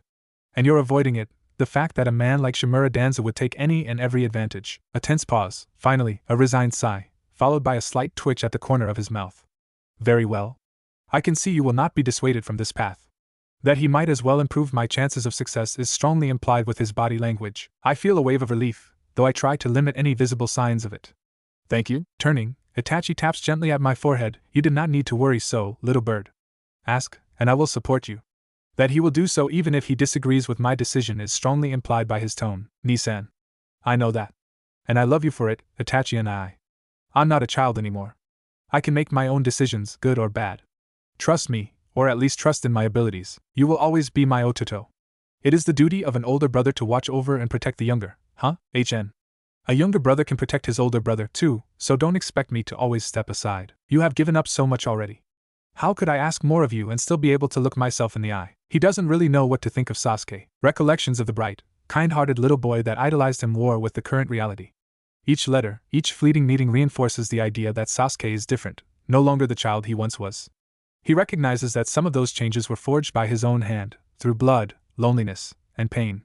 Through his own attempts to shape Sasuke into someone that would not hesitate to end his existence. Another childhood broken by the shinobi system. But more so by my failure, by my short-sightedness. No matter his intelligence or experience as a shinobi, at 13 Itachi had been somewhat limited in his worldview. Still, some things in this older Sasuke are familiar. He clings to the idea of family as strongly as he did as a child. And yet, how he defines family has changed. Further still, this Sasuke is old enough, strong enough, bullheaded enough to fight what a sane man would consider impossible odds, for his sensei, for his teammates, for his friends. And miraculously, despite everything he has done, this list of precious people apparently includes one Uchiha Itachi. Sasuke remains a genuinely kind and forgiving person at heart, despite his efforts to hide it. Masks, behind masks that is as aspect of shinobi life familiar to Itachi, but not something he expected from his over-emotional little brother. Sasuke is a medic nin, and for the first time in years, Itachi can breathe easily. The disease he thought would either kill him, or inevitably lead to a moment of weakness, a mistake in the field that would result in his death, is gone. And while his vision still fades, slowly but steadily with use of the Sharingan, no one said an Uchiha must kill his or her sibling to exchange eyes. And Sasuke, too, is cursed with the Manjikyu. Silly, stubborn little bird. Each time they meet face to face, Itachi half fears that Sasuke will ask to come with him. Because Sasuke's loyalty is to people, not to Konoha itself, or to an ideal like the will of fire. Were he the sort to believe in Kami, Itachi would pray that question never comes. I do not know what I would say. I know what I should say, no. Because he is the last hope of a future for the Uchiha, for our family. Is it fair that I ask him to be such? No. But the life of a missing nin is not one he would wish on anyone, especially not his little brother. And yet Itachi knows his own faults. Sasuke is a weakness, his greatest weakness. If asked, he does not know if he would say no. Itachi regrets. He regrets much in his decade-long shinobi career, but most of all that he could not watch Sasuke mature into the willful young man he is now. His musings are interrupted by the arrival of a chakra signature at the front door to the suite. It's Sasuke-kun, of course. He drops the genjutsu cloaking him from view as the door opens and reaches back to shut the window he'd entered through. The hotel room fills with the scent of a blend of tea he recognizes, one favored by Otasama. He ignores the familiar pang in his heart, idly wondering if that blend was chosen on purpose. Unlikely. Odds are this is something Sasuke-kun does not consciously remember. They share the tea in silence after a brief exchange of greetings. Itachi wavers between amusement and sadness at Sasuke's attempts to grow more comfortable with his presence. He should discourage it. This can only end in tears. They both know better, but he allows himself an ounce of selfishness. Just this once, a nudge to distract Sasuke from his thoughts. He reaches over and ruffles his younger brother's hair, so similar to his own, fighting back a smile at the disgruntlement that flickers momentarily on Sasuke's face. Ni-san, I have a request. At least his actions seem to have prompted Sasuke to explain why he'd asked for a meeting. He listens with growing trepidation to Sasuke's new obsession. More secrets. Another truth to search out. Another self-imposed mission, no less dangerous than the last. Investigating Danzo's organization is far more dangerous than looking into the past misdeeds of the Uchiha, he argues back, trying to convince his Otoro to see sense, playing devil's advocate at every turn. Inwardly, he is not so convinced Sasuke's assumptions are wrong. You're planning what could easily become a suicide mission. An unauthorized one that can have you censured by the village. But I would not put it beyond Danzo. If there are Uchiha children that have been disappeared into that organization, what would I do in your place? It is that last thought is what gives him pause, keeps him from arguing harder. Uchiha Itachi learns from his mistakes. All that is left for him is to decide if he will help or not. And in the end, was there any doubt? Of course, I will support you, little bird. Separated by distance, and, to most of the world, at least, allegiances, the Uchiha brothers nevertheless stand together. And that is simply how things are. There are approximately 24 route-associated locations large and inaccessible enough that records could be stored within. I've cobbled this map of mine from Itachi and Kakashi-sensei's recollections and extrapolated other possible locations by abusing the hell out of the ability of the Sharingan to see patterns. There are far more than a dozen locations if I widen my search criteria, but I can worry about the less likely ones later. Root headquarters are likely based in the maze-like warren underneath Konoha. I plan to stay the hell away from there if possible. My targets are what appear to be randomly placed bunkers throughout Hi-no Kuni. There are a handful of facilities placed outside our borders as well, of course, but those are even less accessible. Besides, who would store sensitive information there? Getting into these bunkers could be problematic, as I must remain undetected. Even given my facility with genjutsu, this is going to be troublesome, as some might say. Still, despite the fact that Kakashi is my superior officer, he didn't stop me. And Aniki didn't require that much badgering to agree. Who am I kidding? This is a crazy idea. But as long as I acknowledge and accept the risks, that's fine. Leaning forward, I scrutinize the map. The 17th is probably too well protected for an early attempt. I need to become more familiar with their security before going there. Regardless, that leaves several options. 213, Phi, a familiar voice interrupts my thought process. I seem to recall that we had this discussion before, Sasuke. Particularly after you insisted on facing Uchiha Itachi alone. I flush in mortification at being snuck up on. Unless I'm actively focusing, the members of Team 7 don't register as a danger to my senses. Glancing over my shoulder, I find Shino looming in a rather unsettling manner. You are involved in something dangerous, and attempting to leave us behind again is strongly implied in his glare.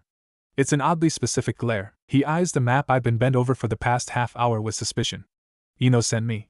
You are late for dinner, he adds as an explanation for his presence. We're both on an off week for ANBU, focusing mostly on training and taking lower-ranking missions close to home. Messenger duty, gathering intel, bandit elimination, maintaining our cover as Chunin. At least that's what I'm supposed to be doing, HN. I gesture to the map, scowling. I'm busy, unimportant. You will be joining us for dinner, unless you wish to deal with Ino in a mood. Reaching over, he grips my shoulder, leaning forward. You have been distracted. Ino is worried. And she's not the only one. The fact that he's initiating any sort of physical contact is an obvious sign. You are not permitted to leave us behind again. Why? Because we are a team. Do not make me repeat myself. Shit, but I should have expected them to pry. Fingers combing through my bangs, I sigh in frustration. Did Kakashi-sensei put you up to this? On the other hand? Waving a hand, I dismiss that idea. No, never mind. It's unlikely, and you wouldn't admit it anyway. Shino, this is related to what we discussed after the last time I was distracted. And that mission as 11 and 4, my hand sign in the shorthand that mixes A and BU signals and the more personal sign language our Genin team developed. The immediate tenseness in his frame and soft hum of aggravated kikaichu signal his understanding. Given that, are you certain you want to get involved? Giving a reassuring squeeze to my shoulder before releasing it, Shino nods solemnly, yes. And Ino does, as well. Have we not said so already? Even if it could easily be misconstrued as treason? Hell, forget misconstrued, even if this can easily become treason. I close my eyes in defeat, knowing they won't let this go. All right. If we fail, we fall together. I seal the map and relevant notes away, storage scroll disappearing into the depths of my pockets. Then let's go to dinner before Ino decides we're both trying to skive off. Mealtime is tense. I am distracted by my thoughts and pick at my food. The meeting we have afterwards even more so, but I now have 2 willing co-conspirators, much to my chagrin. Even so, it feels good to know that I am not alone. It takes weeks for the 3 of us to scout the more low-risk targets and choose one to infiltrate. I must admit it would have taken me 5 times longer were I trying to do this by myself. Once again, I find myself immensely thankful for my friends' unwavering loyalty. I honestly don't know what I did to deserve them. We decide to begin with what appears to be, according to some preliminary scouting by Shino and his allies, a rarely used bolt hole. Said bunker is conveniently located near a Konoha outpost, on the far side of Hainokuni. Convenient, as Chunin messengers typically deliver missives to said outpost on a monthly basis.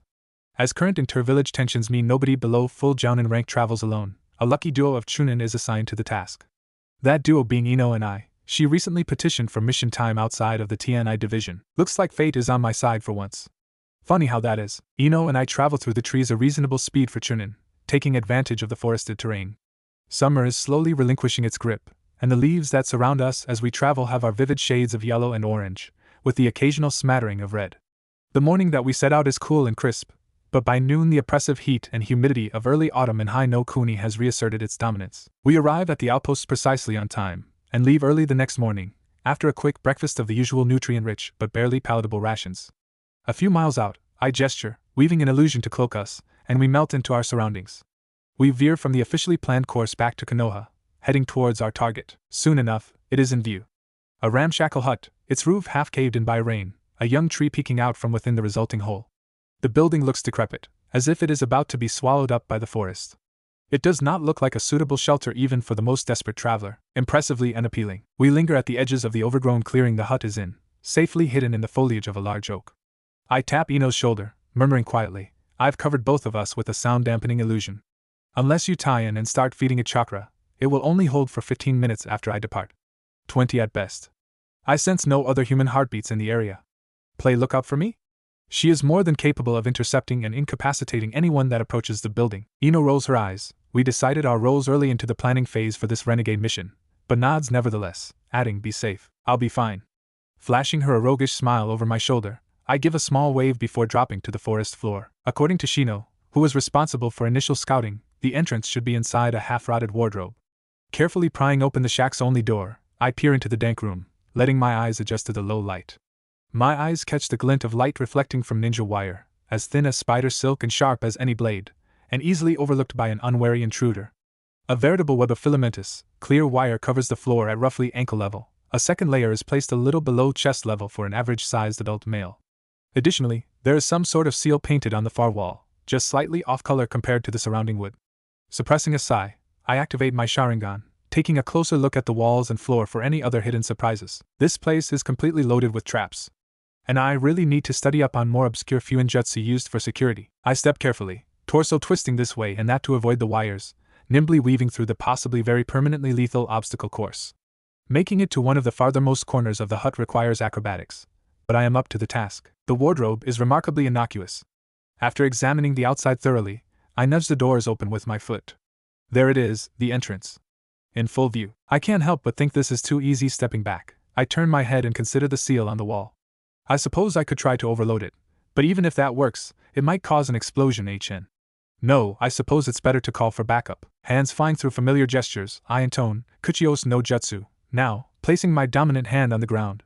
Black script crawls down my hands, forming a circular seal on the dirt floor. There is a sound of displaced air, and a waft of light gray smoke. The salamander that appears is unusually small, about the size of a cat despite being a fully grown adult. And the reason that I summoned him? Now specializes in fuinjutsu.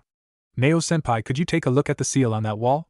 His specialty are seals for demolition and storage, particularly storage seals that can hold unstable poisons. This is because, despite his coloring, a particularly vivid neon green, now has no poison of his own. Nor does he have chakra control fine-tuned enough to be more than an average medic. What he does have is a head for mathematics, a steady hand, and a mind like a steel trap. So, understandably, he adapted. He is one of the few salamanders that dedicated himself to a field other than poison-based techniques or iriajitsu. Sasuke-kun, you always get into the most interesting messes. As far as I can tell, that's one part doorbell and one part lock. Needs you to pulse your chakra in a specific pattern to unlock the door. And if you choose the wrong pattern, you notify whoever's on the other side and, well, you can guess the result. I curse vehemently under my breath. So much for a stealthy approach. Any chance you can figure out the combination? Well, it's not my specialty, but I should be able to build a temporary workaround. Give me a few minutes. A tense 10 minutes later, I touch the seal, pulsing my chakra, 3 short bursts, and 1 long one. The hatch in the wardrobe opens soundlessly. Anything else? Now demands tersely. I've got teaching to get back to. Come along and help keep an eye out for traps, please? Somehow I doubt that's the last of them, and your Fuinjutsu knowledge by far outpaces mine. Sure. I suppose I can. Giving a put-upon sigh, now clambers over to my outstretched arm, then hurries up to my shoulder, settling there and looping his tail around the back of my neck for stability. This gives him a better vantage point, and is no hassle to me. Nodding in thanks, I stand to my full height, and reach in the wardrobe to pull open the hatch. Thank you, Neo-senpai. I appreciate it. The air is a little stale, but otherwise unremarkable. No scent of blood or death this time, I think with a sardonic smile, not yet anyway. Cloaking us in a genjutsu, I enter a winding hallway leading downwards, the floor at perhaps a 45-degree slant. The walls are the plain gray of solid concrete. I follow the path slowly, footfalls silent, pausing at each turn. The hallway proves to be a downward spiral. No doubt a defensive measure. Regardless, the traps are easy enough for us to spot, and no living enemies make themselves known. I cannot sense any heartbeats besides Nao's quiet flutter, and my own steady beat. The first archway we come to leads into a small office. Modest metal desk paired with an uncomfortable-looking, unembellished chair. A half-empty bookshelf stands to the left of this set. A quick perusal reveals a handful of training manuals for more common taijutsu forms and the like. The only thing of interest on the shelves is a leather-bound, unlabeled book. Flipping through it, I find what appears to be detailed records of supplies, cookware, basic first aid kits. It seems to contain lists of things procured for this hideaway. Again, nothing exciting. I let the cover fall shut, and slide it back into place. Stalking back out of the room, I continue on my way. In short order, I find a moderate-sized training room with lightly padded floors, with a fully stocked armory attached. The next door leads to a dormitory of sorts, 6 narrow bunk beds packed into a relatively small space. The arrangement is such that the room feels claustrophobic. Next, a dining hall and kitchen, fully stocked with non-perishable food. This place just seems to be an unused bolt hole. How annoying. All that effort, and this bunker is a complete bust. The only interesting things inside are the traps. Amusingly, despite his grumbling about the chaos I always involve him in, Nao seems just as disappointed by this fact as I am. Early morning light filters through the canopy above her, bathing the wooded area she's watching in a golden-yellow tint. The morning is quiet, barring the bird calls, the usual sounds of forest wildlife going about their mornings. The air is clear and crisp, a cool breeze rustling the leaves hiding her from view. So boring. Ano bemoans in her head as she waits, settled in a relaxed crouch. Balanced on a large, sturdy branch, the trunk at her back, there's not much to do besides watch and wait. Why did I miss taking missions out of the village again? She can't quite recall. Ah well. I doubt Sasuke-kun's self-appointed task is much more exciting. And in this case, boring is probably a good thing, she admits, nose wrinkling in distaste. The crackle of a branch breaking underfoot pulls Ino from her reverie. The birdsong disappears. Noise? How unprofessional. Anticipation blooms to life in her chest as she waits for the likely enemies to approach closer. She eases into a standing position, form relaxed, eyes gleaming with amusement, donning a predatory smile. I suppose I'll just have to teach them a lesson. Her opponents are a trio of ninja, one visibly younger than the other two, and most likely the least experienced of the three. That much she can tell at a glance. Least experienced does not mean the least dangerous, mind. While their body language is neutral and their cloaks and masks similar to the ones worn by Konoha A and B, well, considering their approximate ages, the blank masks are all she really needs to see to verify them as potential targets. She thinks with a twist of her lips, let's see how strong Danzo's mock-ups truly are. Shinranshin no Jutsu. Her will and chakra are as sharp as any kunai, slicing into the 2 older shinobi's minds, severing their control of their bodies. The youngest shinobi in the trio startles in confusion when they turn, and thus is quickly felled with a blow to the side of the head. Ino lands in a squat behind her 2 temporary puppets, brushing off her shorts as she rises. She directs them to restrain her unconscious hostage, first tying him securely to a tree, and then casually shattering his wrists, a sharp crack that echoes in the clearing, and tying his fingers together in a complicated pattern. She does the same to her 2 temporary lackeys, before releasing them into unconsciousness with judicious use of violence. Blows to the back of the head. Humming softly, she strips her fallen adversaries of their weapons, then their masks, finding their faces are reassuringly unfamiliar. Lastly, she checks them over for any last gambits, suicide capsules in their teeth, and the like.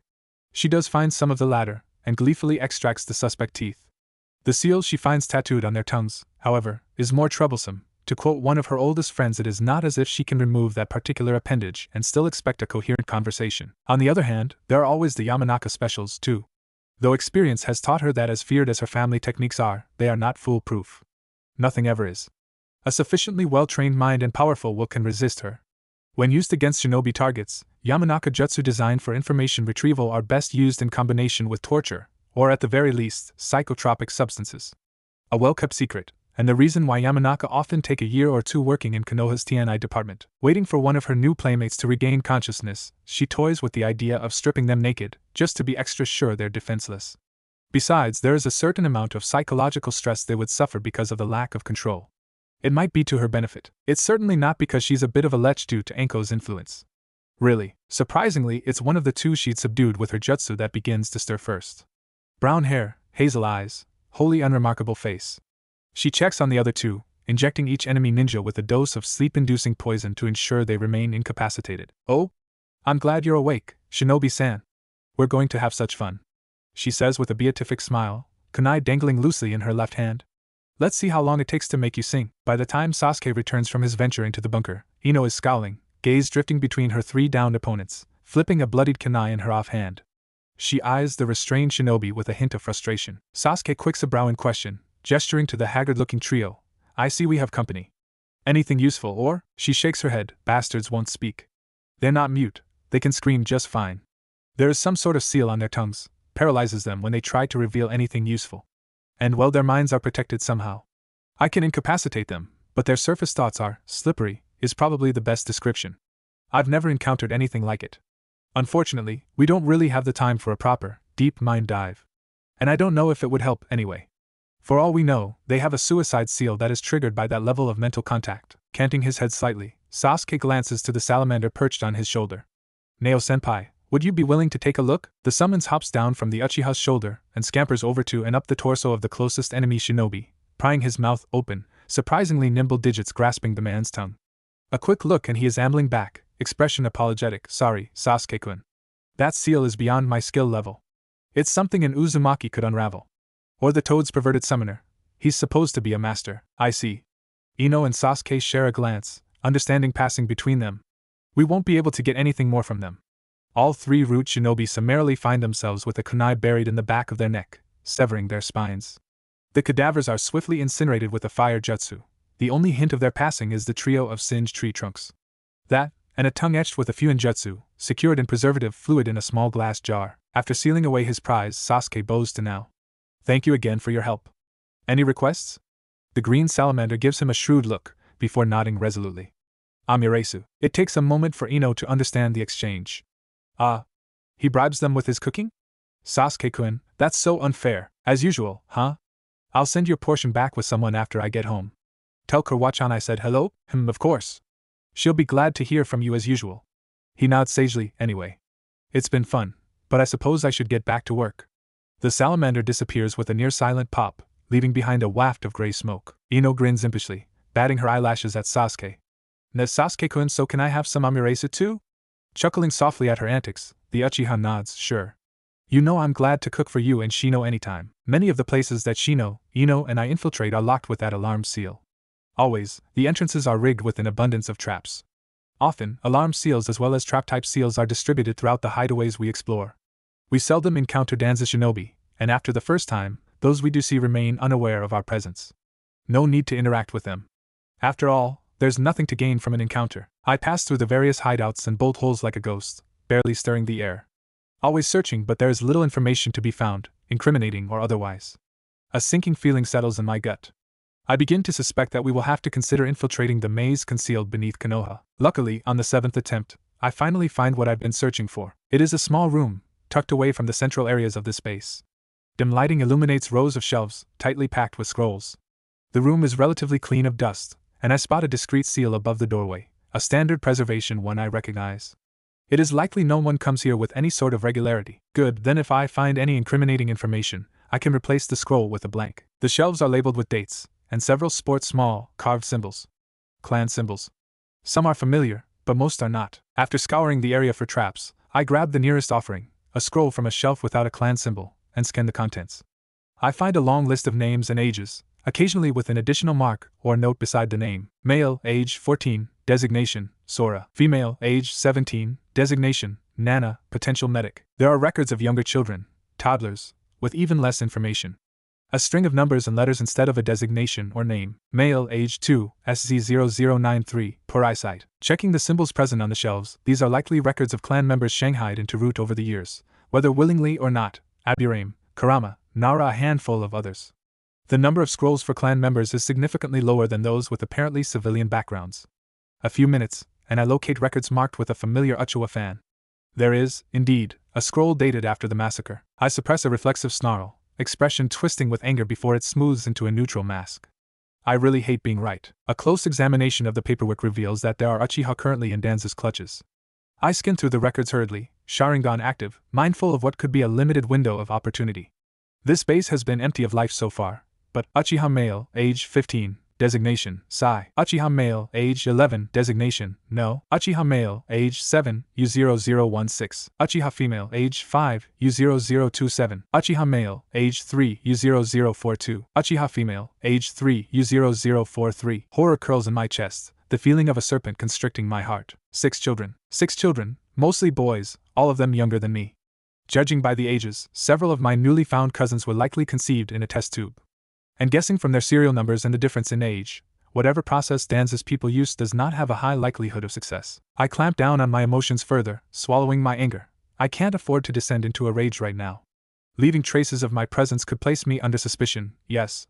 If there are members of Root in this bunker, I would likely have to fight my way out, as well. More importantly, if I get caught now, those children, innocents, my blood, my family, my responsibility, would remain in Danzo's custody, if not culled to hide his misdeeds. Only the kami know what he's planning to use them for. I inhale slowly, and then exhale, pushing those thoughts aside. The incriminating scroll is tucked away, hidden on my person, replaced by an empty fake. I stroll around the room, picking a handful of other scrolls at random, and replacing them with blanks as well. I have the proof I need. Look, Uchiha, you're putting me in a difficult position. You do understand that I can't actually do anything about this. She gestures towards the manila folder I'd placed on her desk nearly 15 minutes ago, data painstakingly organized to describe what is happening in the dark underbelly of her village. Our village. Besides the scroll listing the Uchiha children appropriated by Danzo, I salvaged quite a bit of information about Root's recruiting policies before common sense drove me to retreat in order to avoid discovery. You mean you won't do anything about it? I'm not even asking for a sanctioned mission, it would be a wild goose chase. And before you open your mouth to argue, Uchiha, I do not want to know where or how you got this information. Is that it? You'd rather bury your head in the sand? Pushing the folder back in my direction, and waving a hand in dismissal, she declares, let it go, and just be very, very glad I haven't decided to demote you for this. In other words, by pursuing this, I am dallying with insubordination. I could be docked pay, put on probation, or even punted back to genin rank. I could be dismissed from the ninja forces. Hell, I could be buried in a dark hole and forgotten, alive or dead. Although, what's to stop me from acting? Loyalty to Konoha? Is it really treason, if the organization never existed in the first place? Now shoo, I need to finish these clinical notes before they inevitably drag me back to the tower. So you are an adversary and not an ally, after all. I should have kept my initial impression of you, Senju. Despite her casual dismissal, I continue. I won't back down. Screw my career, this is more important. Eyes narrowed in a fierce glare, I can feel chakra simmer under my skin, responding to my emotional state. I am rapidly losing my temper. I will not let some old lush intimidate me into doing nothing, go Dame Hokage or no. Perhaps I've completely lost my mind, but my palms slam against the smooth surface of the Hokage's desk, piles of hospital-related paperwork shifting at the sudden tremor. And if there were Senju children among them, what would you do, Tsunade-sama? Let them disappear further into an organization that doesn't officially exist? Because we are both orphans, alone in the world but for the family we choose ourselves. Because there is as much of a Senju clan in Konohagakure now as there is an Uchiha clan. Yes, there are differences. The Senju have been dying a quiet death, whittled down in number during the past 3 shinobi wars, while the Uchiha went down in flames, in part due to internal politics. But damn it all, you should be able to sympathize. Don't raise your voice at me, Uchiha. Your so-called proof is suspect, considering how you likely found it. The woman grits her teeth, her returning glare no less ferocious than mine. Unyielding. While I understand your position, and I can feel the last vestiges of control I have over my temper snap at those words. Bullshit. I do not need your understanding. How can you know something like this is going on and just look away? Do not raise your voice at me, Chunin. Struggling to rein in my temper, I lower my voice back to what could be considered a reasonable volume.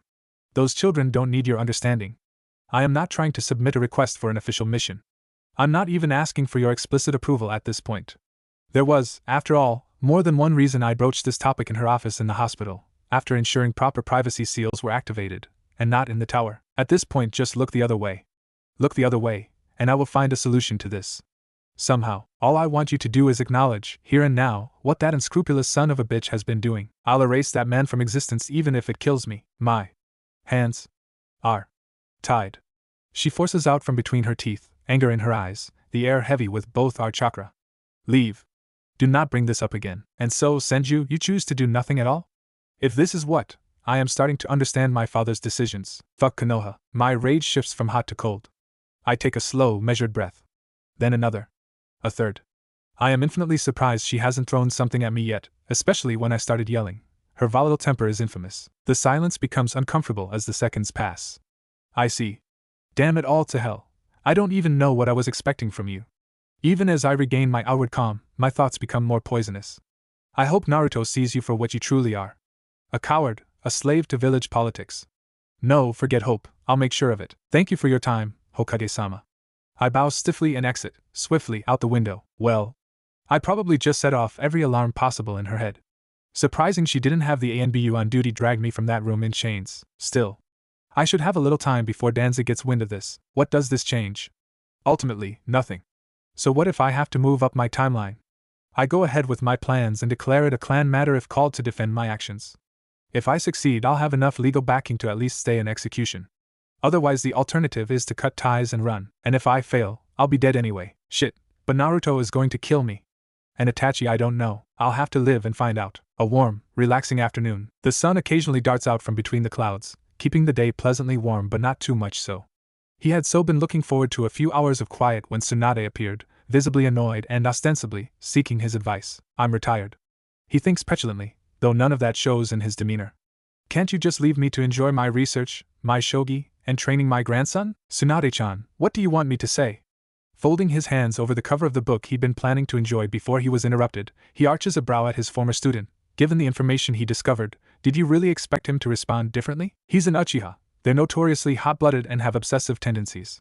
That said, considering the circumstances, you probably would have been better off supporting his venture, if surreptitiously. Unless using him as a distraction? Both cunning and more than a little cruel. The kunoichi in question huffs, and shakes her head, muttering vehemently under her breath, bloody obnoxious Uchiha, granduncle was right. But it is not quietly enough to escape his notice. Hiruzen may be old, but his senses are as sharp as ever, so that old rivalry lives on after all. Pausing to gather her thoughts, Tsunade continues her search for an explanation for the scene she'd both witnessed and contributed to earlier that day. Hiruzen-sensei, what else can you tell me about Uchiha Sasuke?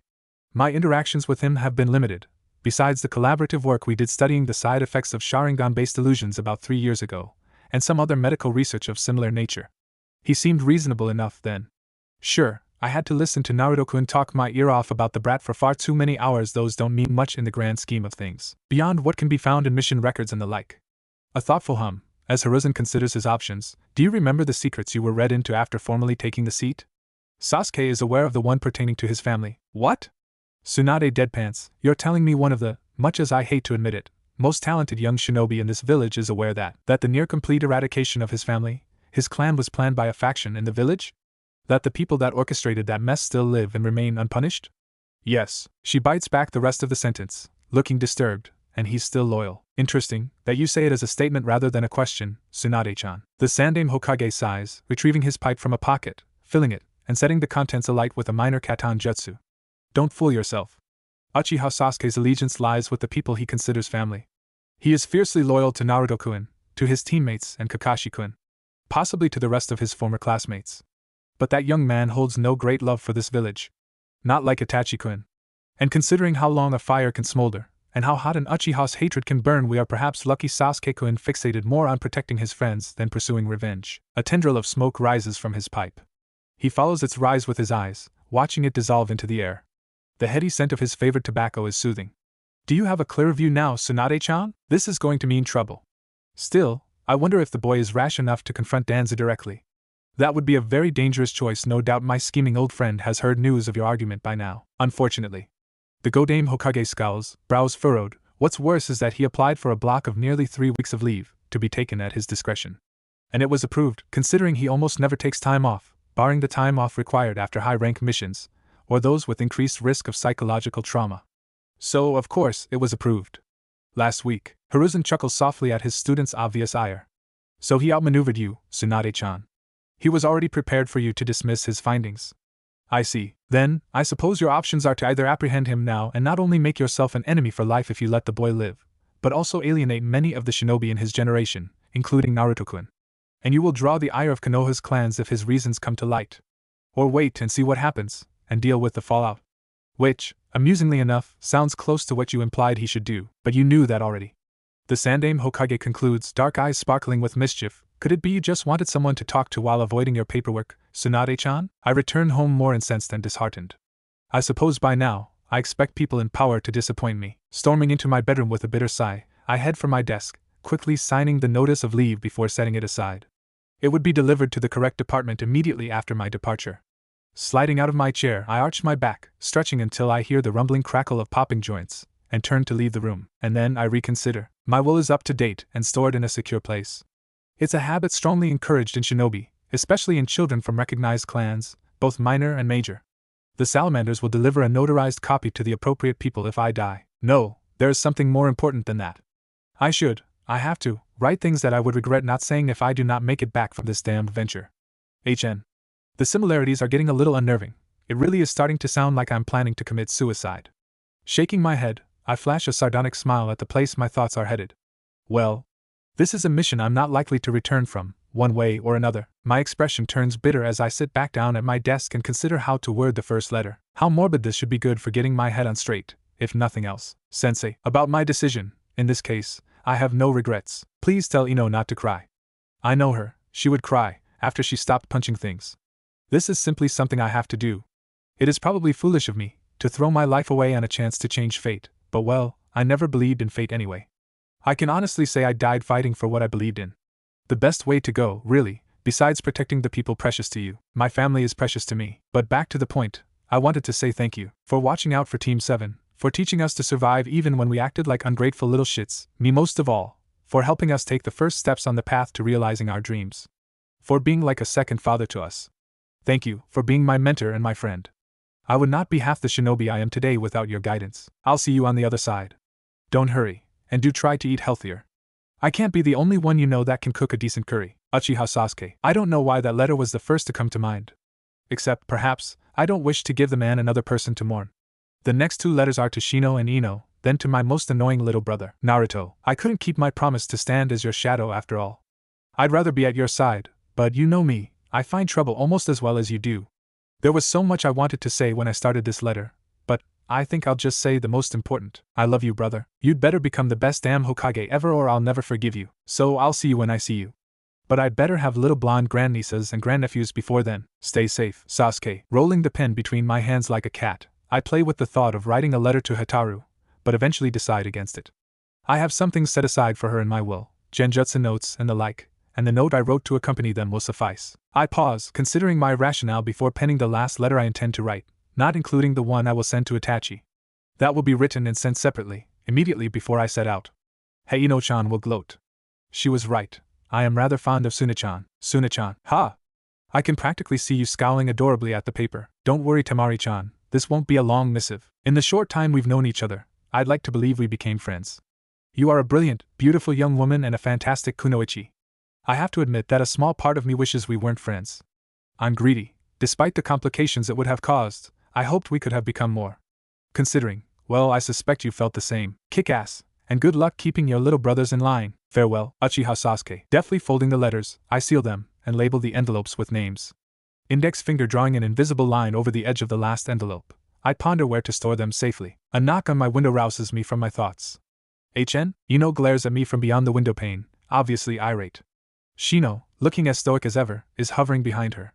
Rolling my eyes, I set the letter to Temari aside, and stride over to the window, unlocking it and sliding it open.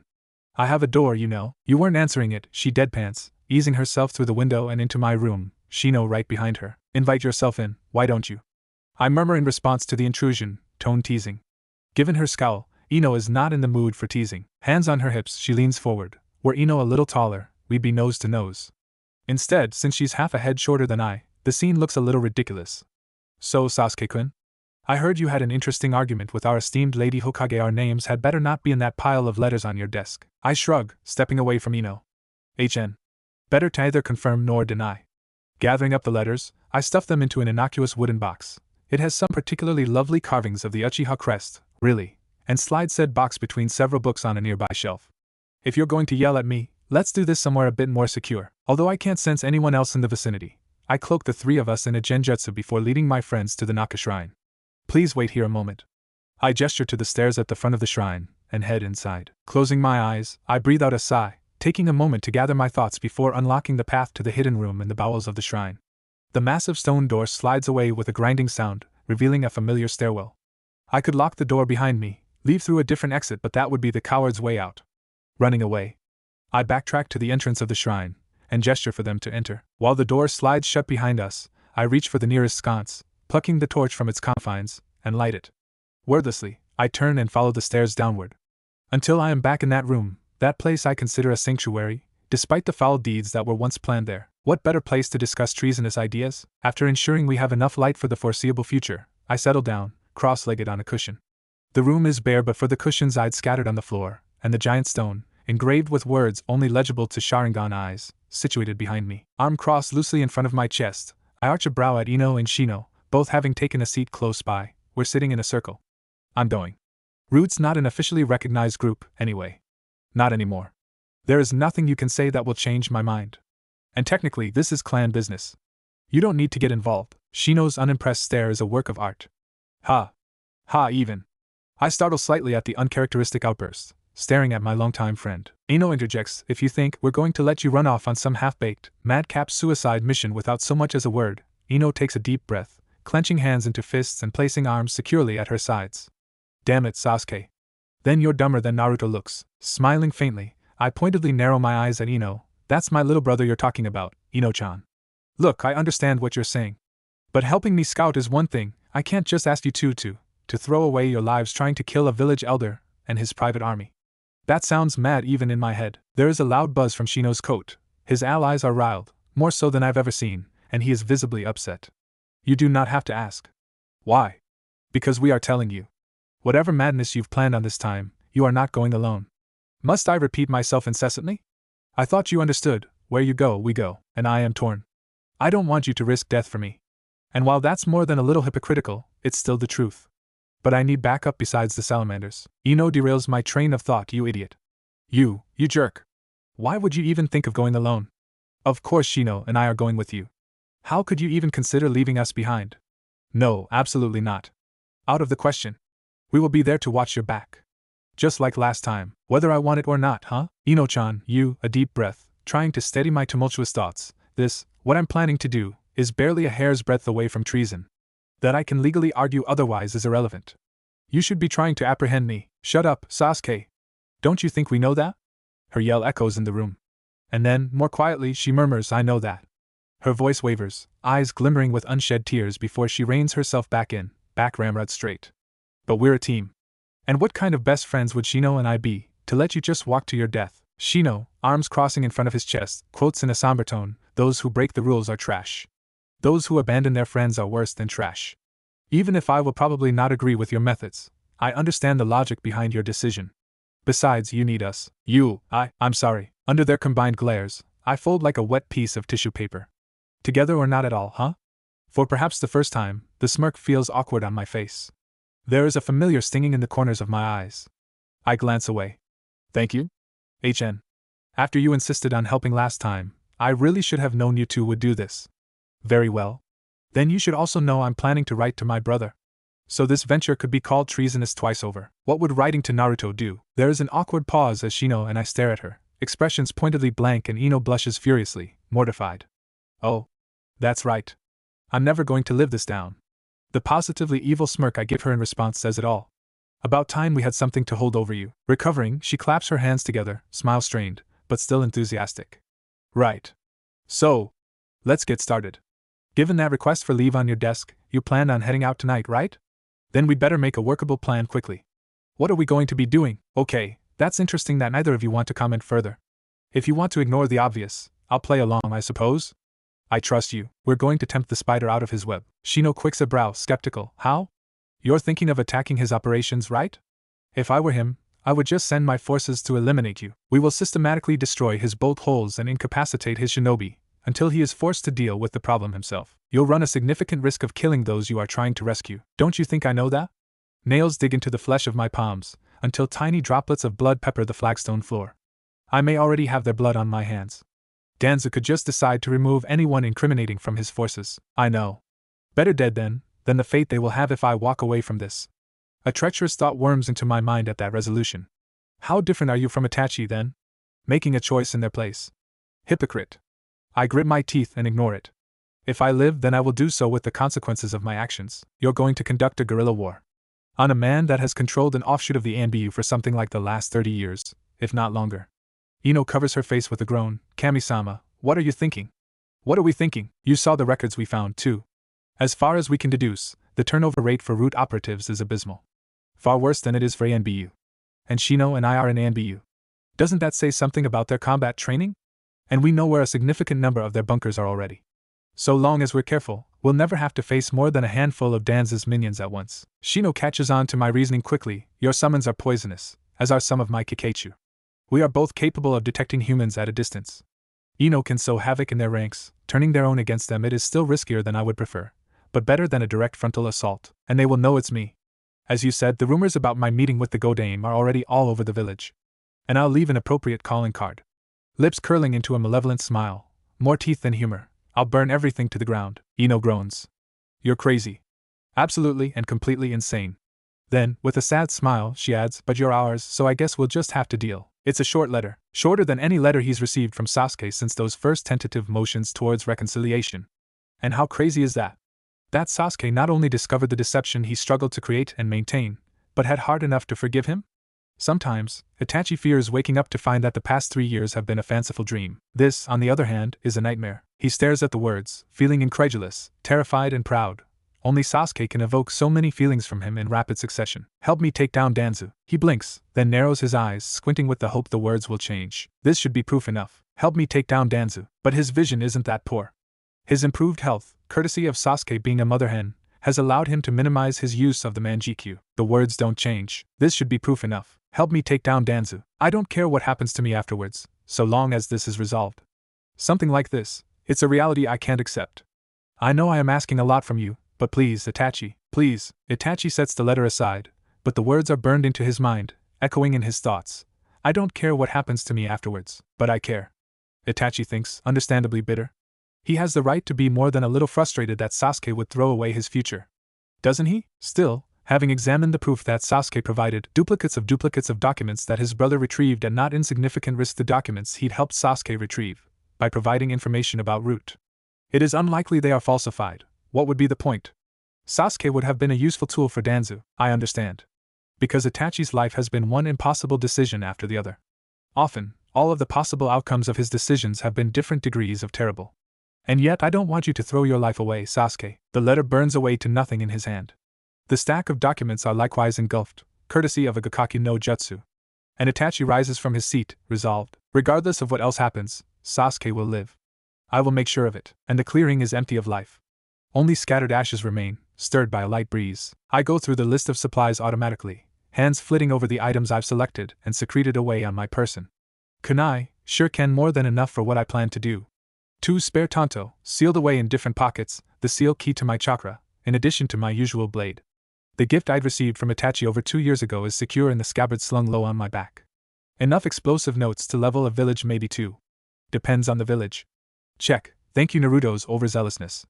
A scroll containing enough medical supplies to patch up 24 critically injured shinobi with minimal chakra use. Check. A rebreather for when we release aerosolized poisons.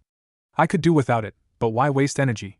Check. I've already decided against wearing the heavier armor that is part of my ANB uniform, setting aside even my Chunin vest. Understandable, as I prefer to depend on speed and precision over brute strength. As for the rest of my attire, it is reinforced, designed to be both durable and lightweight, as is standard for all ninja wear. Outfitting oneself for war is surprisingly easy. Also, my thoughts are becoming increasingly more absurd.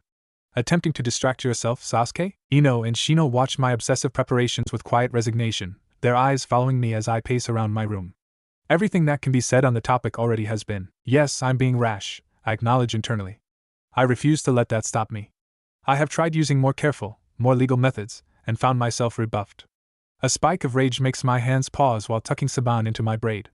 This is the only choice left, the only option open to me that I find palatable. Raise Danzo's hideaways to the ground and cut down whoever opposes me, until the man deems it appropriate to face me himself. We are going to kill Shimura Danzo, and fuck the consequences. I'm ready. Pivoting in place, I snag a hooded cloak from my bed, and toss it over my back, pinning it in place under my throat. I let my gaze scan over Ino and Shino one last time, before nodding resolutely. Both are dressed similarly, their usual attire hidden under cloaks a shade of murky gray. I'm going. This is your last chance to back out. A weak smile from Ino. Yeah. Let's go. We're lucky Shino is paranoid enough to keep track of your leave hours. Or this would have been hell of a lot more complicated to arrange.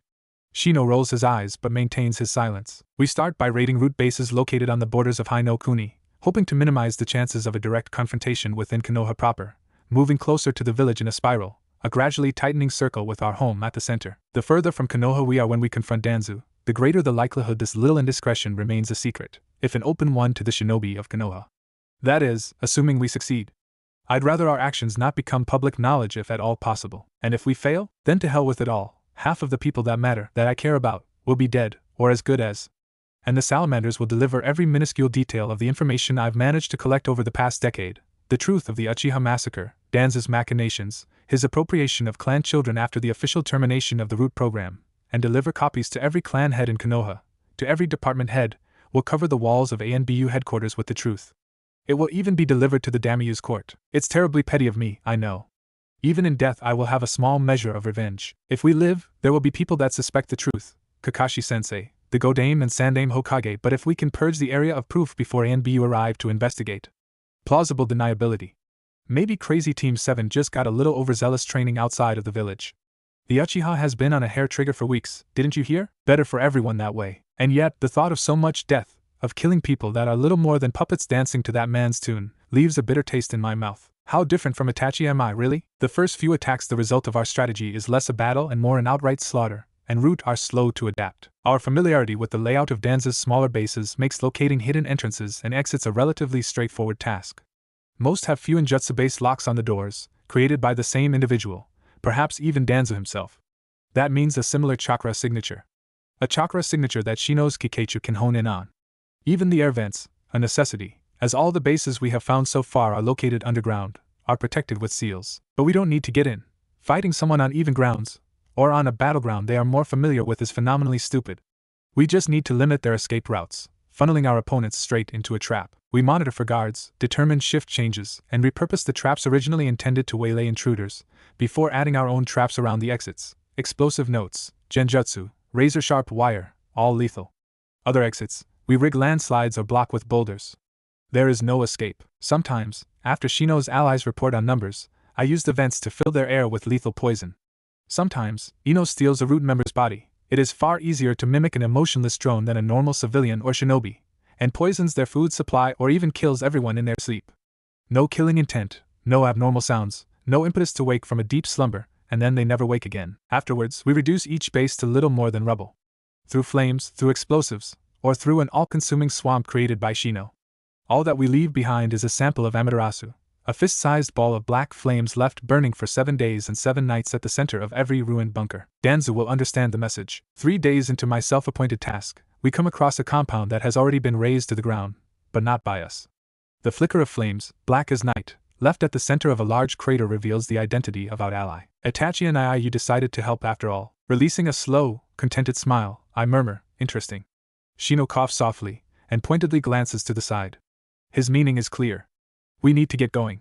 Ino slings an arm around my torso and grins wickedly, saying in an unnerving sing-song tone, looks like we have backup. We turn and hastily depart. There is no knowing if Danzo's operatives have found that this particular hideaway is ruined yet. No need to dally at the scene of the crime, so to speak. And so, the slaughter continues.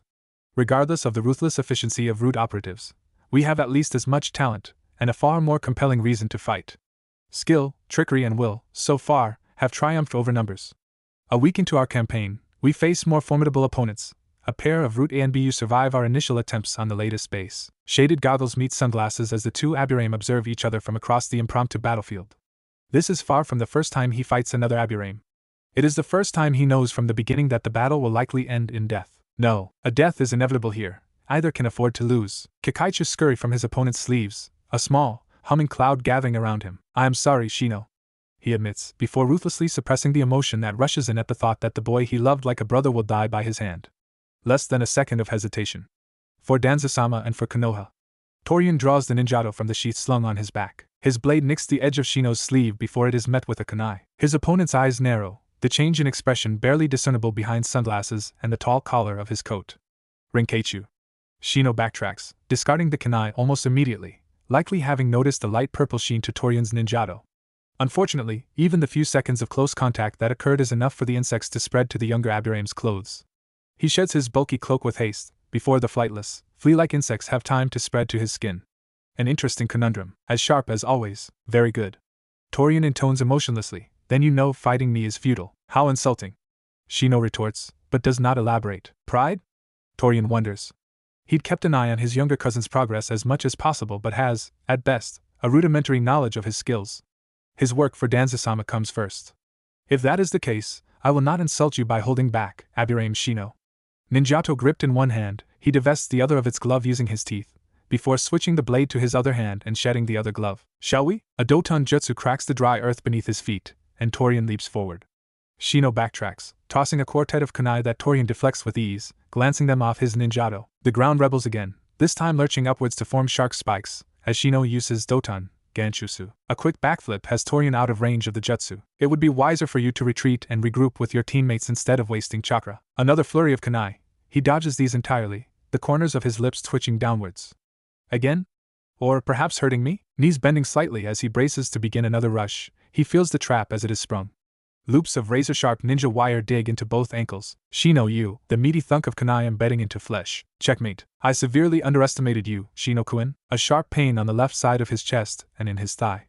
Collapsed lung, internal bleeding, he analyzes, and a penetrating injury that likely severed the left femoral artery. There is no point in attempting to stem the bleeding. I will die within minutes regardless. Kikaichu may not be as inherently lethal as Rinkeichu, Shino intones solemnly, but they are more versatile. I am more than the sum of my allies. I see. Kunai to distribute the wire, Kikaichu to weave the trap into place, and Doton Jutsu to draw my attention. Harsh coughs derail his thoughts, forcing Torian to his knees. Forgive me, Danzo-sama. Despite your teachings, I was distracted. I couldn't. As the older Aburame struggles for breath, he turns his head towards Shino. If I had to lose, I am glad it was to you, Shino-kun. I am happy to see you again. A final breath rattles through the root shinobi's chest and out his bloody lips, and he falls still. Torian. The name is less a whisper and more a sigh. Shino had known, of course. Rinkeichi users are incredibly rare, and there had been only one in his generation. He knew Torian had volunteered to enter a section of Konoha's forces that dealt almost exclusively in off-the-books missions, but he watches the Rinkeichi swarm around their fallen host, attempting to maintain a stoic expression even as his hands clench into fists. Kaikeichu hum in distress, responding to Shino's emotional state. Rest well, cousin. Shino intones, hands flowing through the signs of a katon jutsu designed specifically for this purpose. While he would prefer to keep Torian's body intact, bring him home to the Aburame collective, they cannot risk a colony of Kikaichu emerging in the wild, let alone Rinkeichu. The likelihood of the insects surviving their host's death is minuscule, but it exists. She glances to the side. The Sharingan is already spinning in Sasuke-kun's eyes. Given the shinobi's light coloration and features, it is possible their opponent is a Yamanaka, like her. Although, red-tinted hair is rare in their family, so perhaps half? She pauses, taking a second to let the dormant link between her mind and Sasuke's, established through extended and repeated Yamanaka family jutsu use on her teammate, flare to life. Sasuke-kun, I will keep this link open. If he is a Yamanaka, he is more likely to attack your mind first. Then he shall find that we are more than capable of fighting on such a battlefield. Taking the lead, she smiles then, a cold, calculating thing at odds with her appearance, designed to unsettle her opponent. Oh? Our new friend looks interesting, don't you think so, Sasuke-kun? Let's play a little HM? Sasuke remains silent, barring a quiet chuckle under his breath, likely at her acting, choosing instead to loom a half-step behind her, directing waves of sharp, malicious killing intent at their opponent. The enemy chooses to attack both their minds at once, attempting to subvert their free will. Ino, while startled at the level of skill, retaliates by yanking his consciousness into their shared mindscape, leaving all three ninja with limited awareness of their surroundings. A dangerous prospect, were it not for several of Shino's Kikeichu present on their persons. The insects have been trained to signal an alert by fluctuating their chakra and then bite if they sensed killing intent from an unfamiliar source while Ino or Sasuke were asleep or incapacitated. The sensation caused by shifting from consciousness to the dreamlike state needed for mind walking is a jarring, but familiar one. Both she and the intruder recover immediately. The landscape is a bizarre amalgamation of different versions of Konoha. An unfamiliar warren of a building with stone walls, carved with the familiar leaf-like sigil, blends seamlessly into her favorite field of wildflowers, which backs into the Uchiha compound, razed to the ground barring a few select buildings, likely Sasuke's contribution. Ino ponders the strangeness of a taijutsu battle held in a mindscape, where rules are more flexible. Sasuke attacks from the left, but is redirected by their opponent, and lands upside down, on the roof of a stone hallway or is it tunnel? Their opponent's strikes come quickly, but never as swiftly as Anko-sensei's serpents. Grass clings to the unknown Yamanaka's feet when they wander into her subsection of the mindscape, an attempt to hinder his mobility that ultimately fails. She finds that the enemy learns from her attempts. Each time she manipulates their shared mental battleground, he adapts, learning her tricks. Regardless, the battle of attrition eventually ends in her favor. Ino's skill with mind-based jutsu, combined with Sasuke's knack for genjutsu, eventually overpower their enemy. A deep breath, synchronized, from the pair of younger shinobi as they regain consciousness. The shell of the unknown Yamanaka falls to the ground silently, eyes empty of all life. While our actions eventually draw Danzo out, it's not as far from the village as I would like. There are several other opponents, so Shino, Ino. Please let me handle this one. Thankfully, we're on the same wavelength, so to speak. Shino and Ino exchange a look and split off, intent on leading Danzo's subordinates away. We meet at the infamous Valley of the End, where Uchiha Madara was defeated for perhaps the final time by his oldest friend and adversary. A battle that shaped the very landscape. How poetic. But you are no Senju hero, Shimura Danzo. And I am not nearly arrogant enough to call myself the second coming of Uchiha Madara. I bare my teeth in parody of a smile. Danzo-sama. I see you received my message. Voice dropping into the lowest register, little more than a rumbling growl, I speak, my tone malevolent and sarcastic in equal measure. A pleasure as always. I hope I haven't made myself an inconvenience? You see, I merely wish to retrieve something that rightfully belongs to the Uchiha. Forgive me, Itachi. I cannot wait any longer. I watched Danzo's uncovered eye for a hint of emotion. The old man is disgruntled, but also amused, or perhaps he merely feigns both. HMFD. So the so-called last Uchiha is a traitor. And dragging your genin teammates down with you as well? You left a rather obvious trail, eyes narrowing in distaste, even as I don an arrogant smirk tailored to infuriate my opponent, or at the very least show him exactly what he expects. It served its purpose. You followed us here, that rather was the point. Enough pleasantries, I think, as I make the first move, pupils splitting apart into rapidly spinning tomo as my eyes change to display an active Sharingan. Everything else, you'll just have to deduce from my actions. My smirk widens, as thin tendrils of chakra weave into a genjutsu, one designed to confuse and disorient my opponent. Danzo pauses. His world swims with colors, bizarre shapes, repulsive smells, a nauseating combination meant to be a temporary distraction. An obvious illusion. Within the span of a breath, he has dispelled it. Those few seconds are long enough for me to draw my sword and come perilously close to bisecting the loathsome old man. Danzo dodges at the last moment, the tip of my blade splitting the sleeve of his light gray kimono-style top, drawing blood from his left arm. First blood to me, balance shifting. My next attack is a series of lightning-quick stabs, parried by the elder shinobi's cane. Metal at its center. I analyze, then decide, faster. Lightning chakra courses through my nervous system. I move quickly enough to leave an afterimage, which my opponent disperses with a blade of wind, released when he lashes out with his cane. Heat simmers in my blood and the smirk transforms into a manic smile. Now this is a fight. Black eye meets the red of my Sharingan, and Danzo is swarmed by spiders. Hairy, brown spiders the size of sheep. The venom dripping from their mandibles, scoring the ground with a sinister hiss. This time, I nearly manage to remove the elder's head before he dispels the genjutsu. A thin, red line appears on his neck, blood beading on skin. He retreats several feet away, his free arm stripping away the black cloth that mimics a sling covering his maimed arm. I pursue, lightning coursing down my sword. How about this? Only to be blocked again with the cane. Barely. Danzo is forced back a step, sacrificing balance to block my strike more quickly. The wood covering the metal center of his staff is sufficient buffer to prevent a transfer of electricity, but it shatters under the pressure. Some form of insulation in the cane, as well. A solid kick to my stomach pushes me back several feet, divesting me of breath. Bastard kicks like a mule, impressive. It seems I will need to use this arm after all. Danzo eases off the dark cloth covering his lame arm and strips away a series of metal braces, revealing it to be bandaged but otherwise unharmed. Shit! I wasn't fast enough. Bandages are unrolled swiftly, revealing unnaturally pale flesh, almost parchment white, peppered with false eye sockets containing Sharingan eyes. So many eyes said eyes twitch in their human-made sockets, their movements aimless. I repress a shudder in visceral, instinctive horror, struggling to keep the unsettlingly predatory smile on my face. Shouldn't there be a massive chakra drain? Kakashi-sensei's eye continuously drains his chakra when active, a thief and an abomination. And you call me a traitor? Disgust laces my voice. I will end your unsightly existence. Sword slides with a resolute shick back into its sheath. Alright, let's try something else. I redirect the fist rapidly approaching my face to the side, retaliating with a stab of my hand, green chakra scalpel penetrating into Danzo's chest, straight through his heart. The man melts away as if he were a mirage, the presence of a genjutsu tickling my senses. Once again, the eyes of the Raja proves its worth, as I can sense the man's heartbeat. Behind me, I pivot rapidly, crouching to duck under the flurry of kunai released by Danzo, their edges visibly enhanced with wind chakra, using the time to flip those several hand seals and take a deep breath.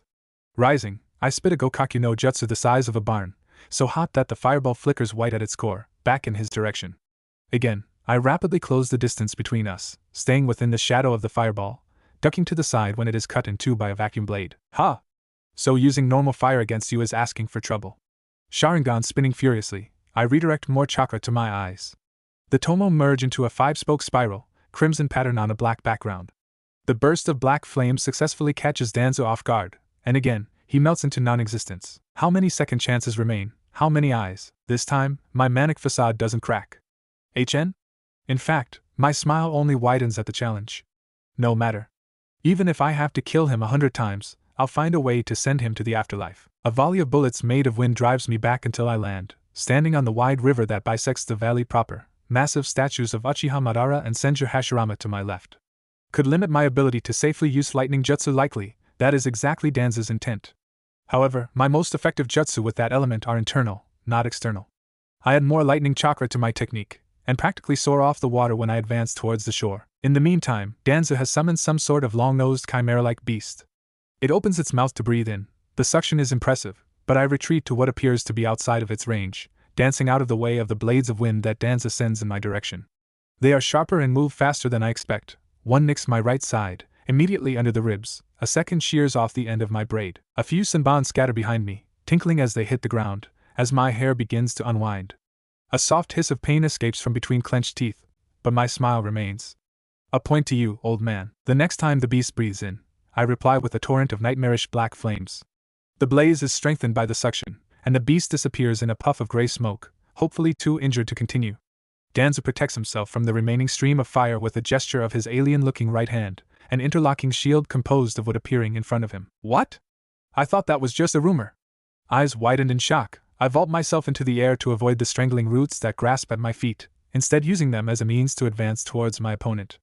Lightning-natured chakra crackles in my hand, the air pierced by the sound of 1,000 screaming birds. Chidori. I slice through the wooden barrier, but ultimately fail to catch him with the jutsu. Another escape?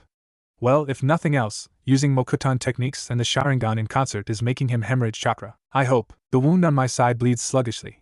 I pay it no attention. Letting the lightning fade from my hand, I tilt my head slightly, bangs giving my face a sinister cast. 2. No, look closer, 3 eyes down. HN and I bet. My musings are interrupted by a trickle of blood from the corner of my right eye. I blink. A burning ache follows the motion of my eyelid. Another 8 to 10 minutes of continuous use, my eyes will become more sensitive to light, becoming as much a hindrance as a boon. I have only pushed that far in training the Manjikyu once, and it resulted in a noticeable decline in vision. And a mild case of chakra exhaustion. I'll just have to work quickly then. Green chakra covers my hands once again, this time for a slightly different purpose. Advancing, I drag the elder shinobi into a taijutsu match. A swift kick towards Danzo's gut, to repay him the one I'd received earlier. A hand catches my ankle in a tight grip, tossing me aside. I twist, my hands slap the earth, and I backflip to land upright, facing my enemy, and leap again to avoid grasping, tentacle-like roots. This is becoming repetitive. Another charge. This time my target is a little less obvious. I strike at the edge of his face, slicing through the bandages and just barely nicking the skin at his temple, subtly changing the equilibrium of proteins in his blood. His wounds will refuse to clot, and bleeding will persist, as surely as they would for a hemophiliac. Death by 1,000 cuts. How will you avoid that with your forbidden genjutsu? It only heals an immediately lethal strike, right? The cutaway bandages reveal a Manjikyu Sharingan. I meet his mismatched eyes without fear. Confirmed, then. I have 3 targets. That eye, that arm, and your life, old man, said Old Man smiles, wrinkles pooling around his eyes and mouth. It is not a kind smile. I wonder what your brother will think of you throwing away the life he so desperately bargained for. Oh, but you didn't know about that? Or did you? That Itachi killed them all for your sake. I suppose I could have one of my men ask, after delivering your eyeless corpse to him. A dragon of fire interrupts Danzo's efforts to shock me into a mistake. Notably, it does not come from my direction, nor does the impassive honorable elder, intoned as he dodges. A feral smile may be fixed on my face, but the Manjikyu spins rapidly in my eyes, betraying my rage. To speak of that night so casually, you really are a most loathsome person, Shimura Danzo. Itachi and I move as one, but the elder blocks both his blade and my hands with spike-like roots. The tide has turned, however. Danzo shifts his focus to defense as the battle becomes less a dance of give and take and more of a fight for survival for our opponent. Still, Danzo is decades older than both of us combined, and fighting a shinobi with that level of experience is dangerous. Even if his chakra levels must be plummeting.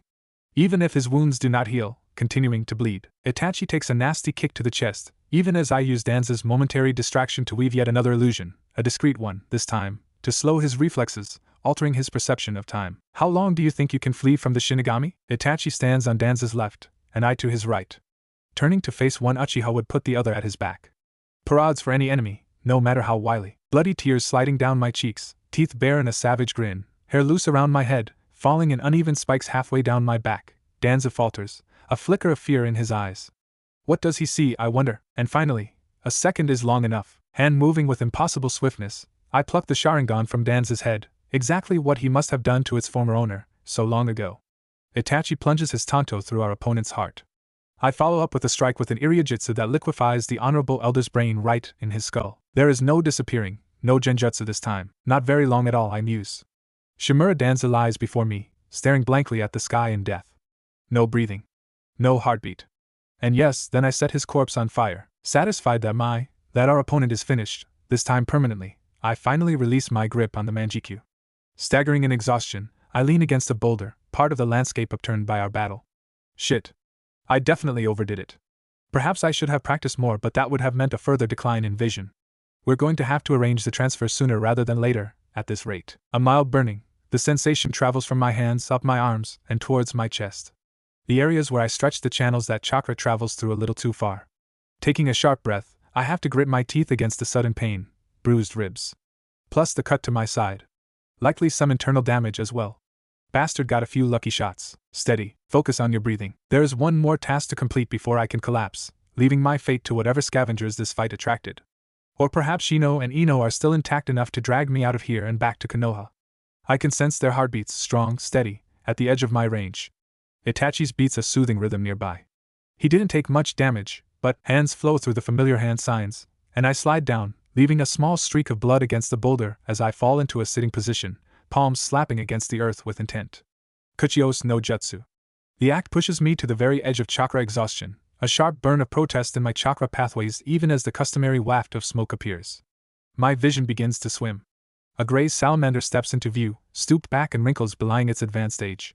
Success, Maya-sama, I rasp, I need a favor. The salamander blinks, eyes widening, even as she reaches towards me, hands glowing a light green. Kami-sama, Sasukegaki, what did you do to yourself? You know better than to use such a chakra-intensive technique in that kind of state. I wave her away, stumbling over my words, speech slurring as I rapidly begin to descend into unconsciousness. Wait, don't, not me. Didn't call you for me. Brother. Look him over and get him to leave. Neither of us can afford to be found here, together. And someone trustworthy needs to check him over for injuries. Danzo might have cracked a rib with that kick, and the last thing Itachi needs is more lung damage or another opportunistic infection. Also, I fumble for a second, trying to remember where the item in question was, and open my left hand, revealing the eye I'd snatched from Danzo before his end. Also this. All right, Sasuke-kun. I'll take care of your mess this once. She sighs, but nods her assent, and retrieving the Sharingan eye, steps away from me. But you do realize, boy, that you're going to need a medic right quick. Corner of my mouth quirking up, even as my eyes close, I mumble, HN, you know. Practica la y immortel. Be fine. And the darkness swallows up my consciousness, leaving me in a peaceful void. Calloused hands smooth the white sheet covering the figure that remains motionless but for the rise and fall of his chest, tucking the edge under her patient's chin. It is always easier to heal those with medical training, Their chakra is already attuned to it, in a way. Used to following the pathways she needs them to, knitting bones back together, bruised and broken flesh being cleared of contaminants, and helped to rejuvenate at a faster rate. She didn't have to be the one to repair the Uchiha's wounds, but she'd insisted on taking on that task nevertheless, made her excuses, better than paperwork, and since there's always a team or two of ANBU shadowing her, there is no need for additional security for the room. I don't know if I'm more impressed at this brat's sheer audacity or pissed off for him being perilously close to going rogue and by all accounts, likely dragging his closest friends along with him. And like Sarutobi-sensei said, where the Uchiha goes, it's a sucker bet that Naruto will follow. Kami knows what Hataki would do in such a situation. Nuttier than a tree full of squirrels, the lot of them. What a political nightmare. No, screw being tactful. What a complete and utter shitstorm this brat dug up and spread around.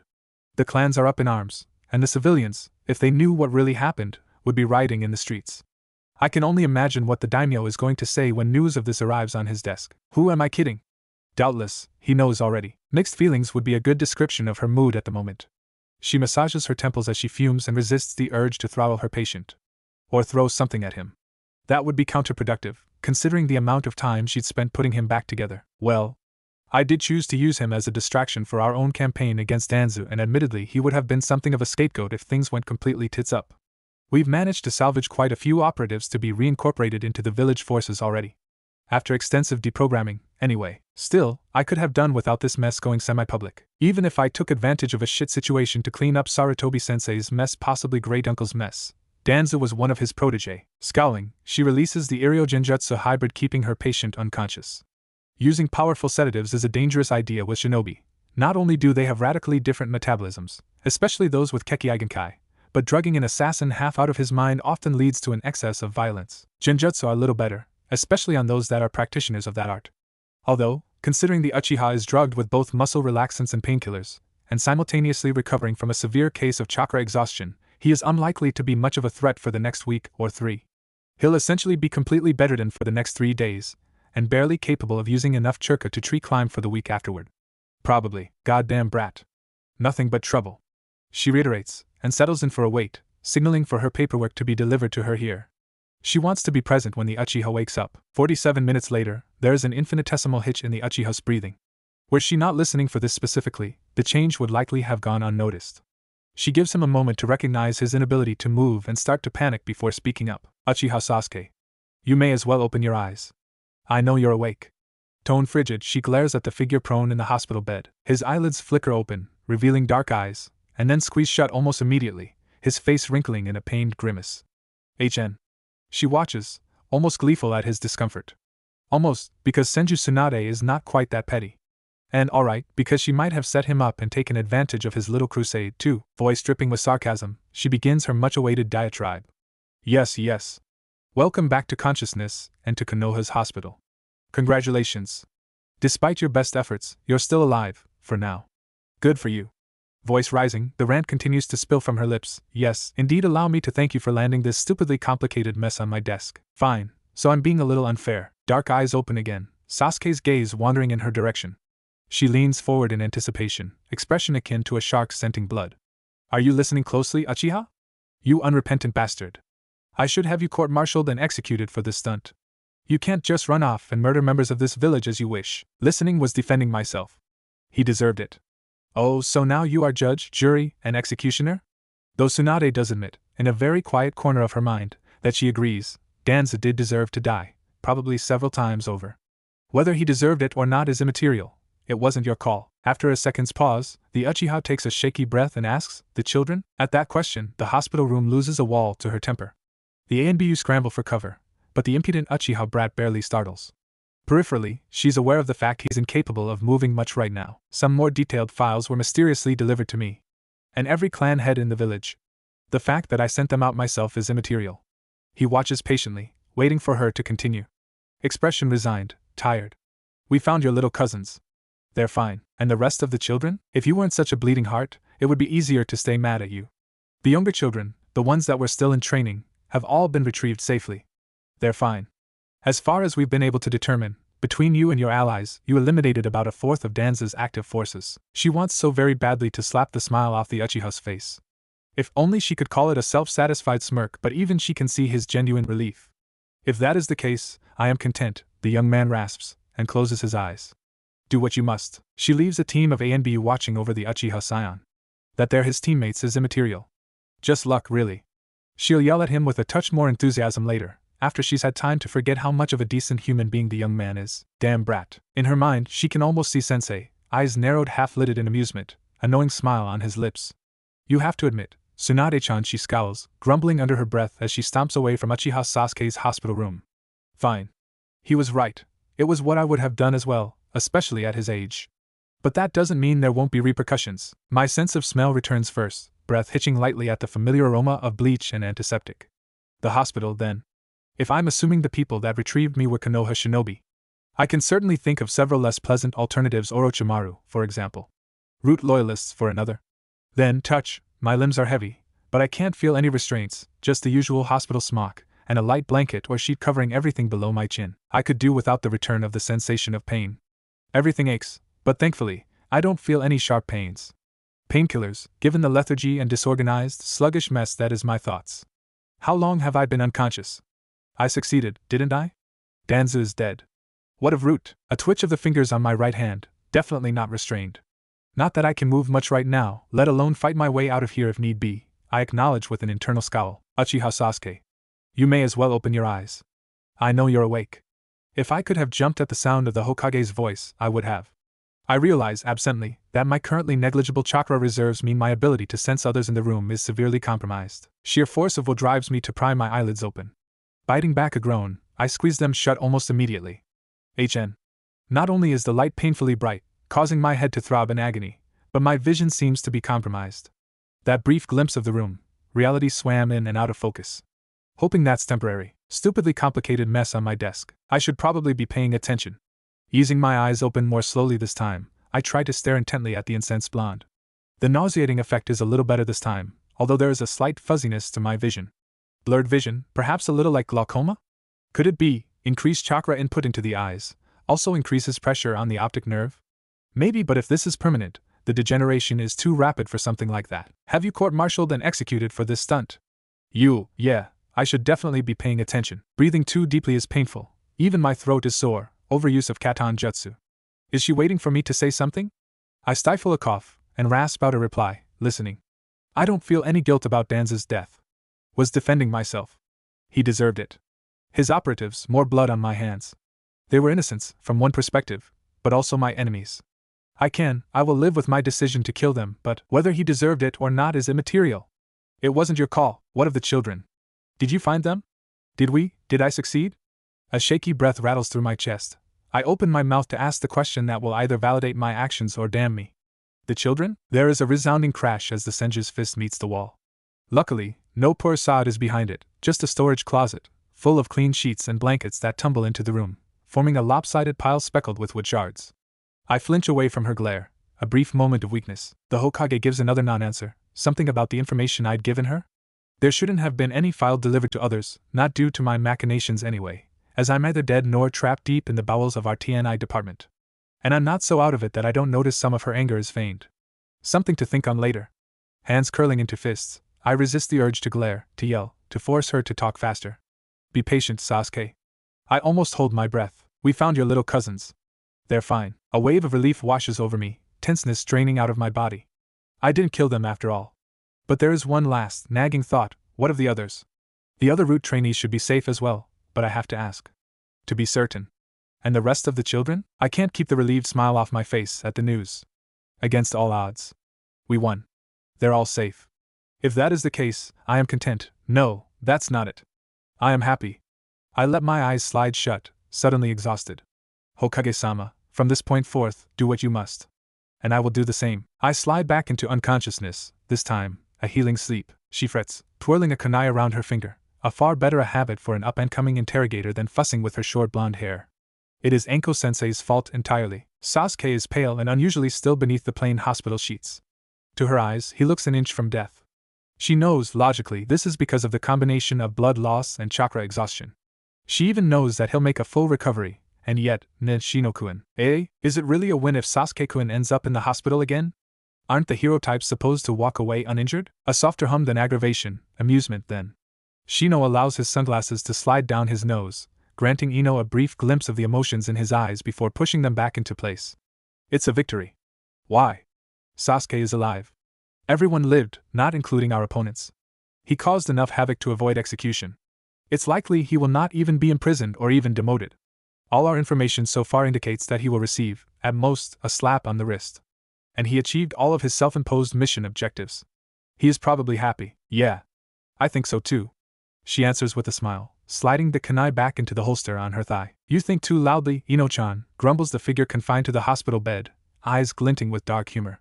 Sasuke is no longer asleep, and vaguely annoyed at the fact. And I'm not the heroic type at all. That's Naruto's shtick. I'm definitely a villain. Or at least an anti-hero.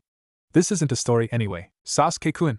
You're awake, the Uchiha replies, tone dry. I noticed. I wonder why. Perhaps could be because someone was talking. Loudly. In my room, while I'm recuperating, trying hard not to think of what sort of hell Tsunade-sama will unleash as her revenge. I wonder who it was that woke me up. See? You worry for nothing. Obviously, Sasuke is fine.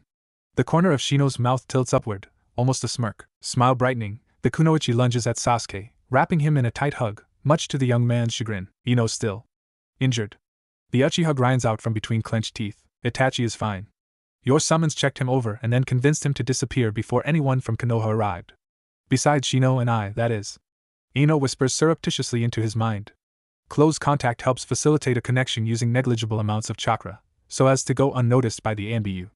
Linking with either of her teammates is easy now, after spending over a week entwined mind-to-mind during their campaign against Danzo. Physical contact is only necessary because Sasuke is still low on chakra. We have not been punished. Nor will we be. Shino's allies consumed the remnants of our chakra, leaving only yours, Danzo's, and that of our root opponents. Knowing his tendency to overthink, she adds, her mental voice sly, and don't worry. The Hokage probably won't do much to you. The clans would riot. It was a justified kill. We may not be obsessed with Bushido like the samurai, but even ninja have honor. Thank you, Ino, is Sasuke's silent reply. I wasn't that worried. The smile remains, and her arms give one more enthusiastic squeeze before loosening their grip. Why, yes. Yes, you are. I'm reminding you so that you don't try anything stupid in the meantime. Sadist. You know it. She chirps, stepping back, away from his bed. On a serious note, you had us worried. I thought we agreed you're not allowed to do that either. Be more careful next time, she blithely continues despite what others would consider a non-answer from her friend. I would say don't let there be a next time, but you're you. Oh, now you're just doing that to piss me off, Ino fumes internally. Fine, Uchiha Sasuke. You want to play? Then let's play. I wonder what Tsunakunoichi, Tamari-san was it? Would think of your antics? Don't think I didn't notice you left her a letter too. She pauses dramatically, letting the panic in Sasuke's eyes grow. Hey, I bet we could still send it to her. What do you think, Shino-kun? Sasuke pales, and then rapidly flushes in obvious embarrassment. Shino snorts softly, shaking his head, inadvisable. Why? It is unwise to give a genjutsu master reason to practice their craft on you. You might have a point. Well, I'll keep it in reserve then. Right. Sasuke, I've got to head out. This is actually my lunch break. You've given us a ton of work back in Tianai. Maybe Tsunade-sama will make you help? I'm sure Anko-senpai wouldn't mind. She sends her best wishes, by the way. She waves, calling out, Ja-eni. Before turning towards the door, Shino falling into step behind her. Sasuke speaks up just as they reach the door. Ino. Shino thanks, for everything. Again, he stands in the hospital, watching one of his students trapped in a bed. He feels a pang of sympathy for Minato-sensei now, remembering the times Obito, Rin, and he spent convalescing in similar beds. Still, none of us were ever this reckless. Not until he pointedly turns his thoughts away from that memory. The previous 2 times he'd visited, Sasuke had been either asleep or faking it exceptionally well. This time, his pupil is awake, eyes narrowed slightly, staring intently at the clock across the room from him. Sasuke, Shursho, is his terse reply. Ah, the stubbornness of youth. The thought flits away. The silence that follows this exchange is neither tense nor peaceful. It is, like waiting on a precipice. Sasuke is waiting to be chastised. Hatake Kakashi, in turn, is waiting for an explanation. Kakashi speaks first, tone almost jovial, but for the angry undercurrent. Work not challenging enough? Seeing as you designed your own suicide mission. Sasuke's reply is almost petulant. It's challenging enough. The Jounin strides closer, leaning against the wall beside Sasuke's bed, gaze piercing. Then why? The younger man turns his head, expression painfully neutral, and voice steady. Because it was necessary. How? On purpose, obviously. And very carefully. His student deadpans. Don't act stupid, Sasuke. We both know you aren't. How was it necessary? Why? Kakashi's posture is deceptively relaxed. Was it revenge? Because I thought I taught you better than that. The younger man appears to mull over the question, eyes half-lidded as he stares in the direction of his sensei, his Shursho. Not entirely. I wouldn't have made a move against that bastard out of revenge alone. A pause. I suppose the Hokage has kept that part quiet, at least. I learned he was breeding Kekkei Genkai users. I don't know how he got the requisite materials. I don't know if it was a fixation on the Sharingan or something else, but, standing aside, ignoring what was going on. That's not in me. Sasuke sits up with a faint grimace, turning so his Uchiha black eyes meet Kakashi's own pale gray, his tone vehement. I would rather be trashed than give up on my beliefs. Abandoning family, leaving children to become emotionless puppets, living or dying depending on that man's whim, that's a fate worse than death. A soft breath, barely a sigh, it wasn't something I could overlook. Not if I wanted to be able to sleep ever again. A dark fire, glimmering behind Sasuke's eyes as the younger man scowls, blanket fisted in his hands. I don't care if you, a deep breath, eyes fluttering closed. No, that's a lie. I care what you think, Shursho. Because I respect you. Because you're family. But I won't relinquish what little in the way of morals I have left. Not for the pride of this accursed village. Kakashi can read between the lines. I see, HN. And again, underneath the brusque vocalization, I don't know if you do, but I'm not going to apologize for doing what I had to. The silence is less awkward this time. Next time, be more careful. Kakashi knows his students, his children, well. Sasuke did not go into this venture alone.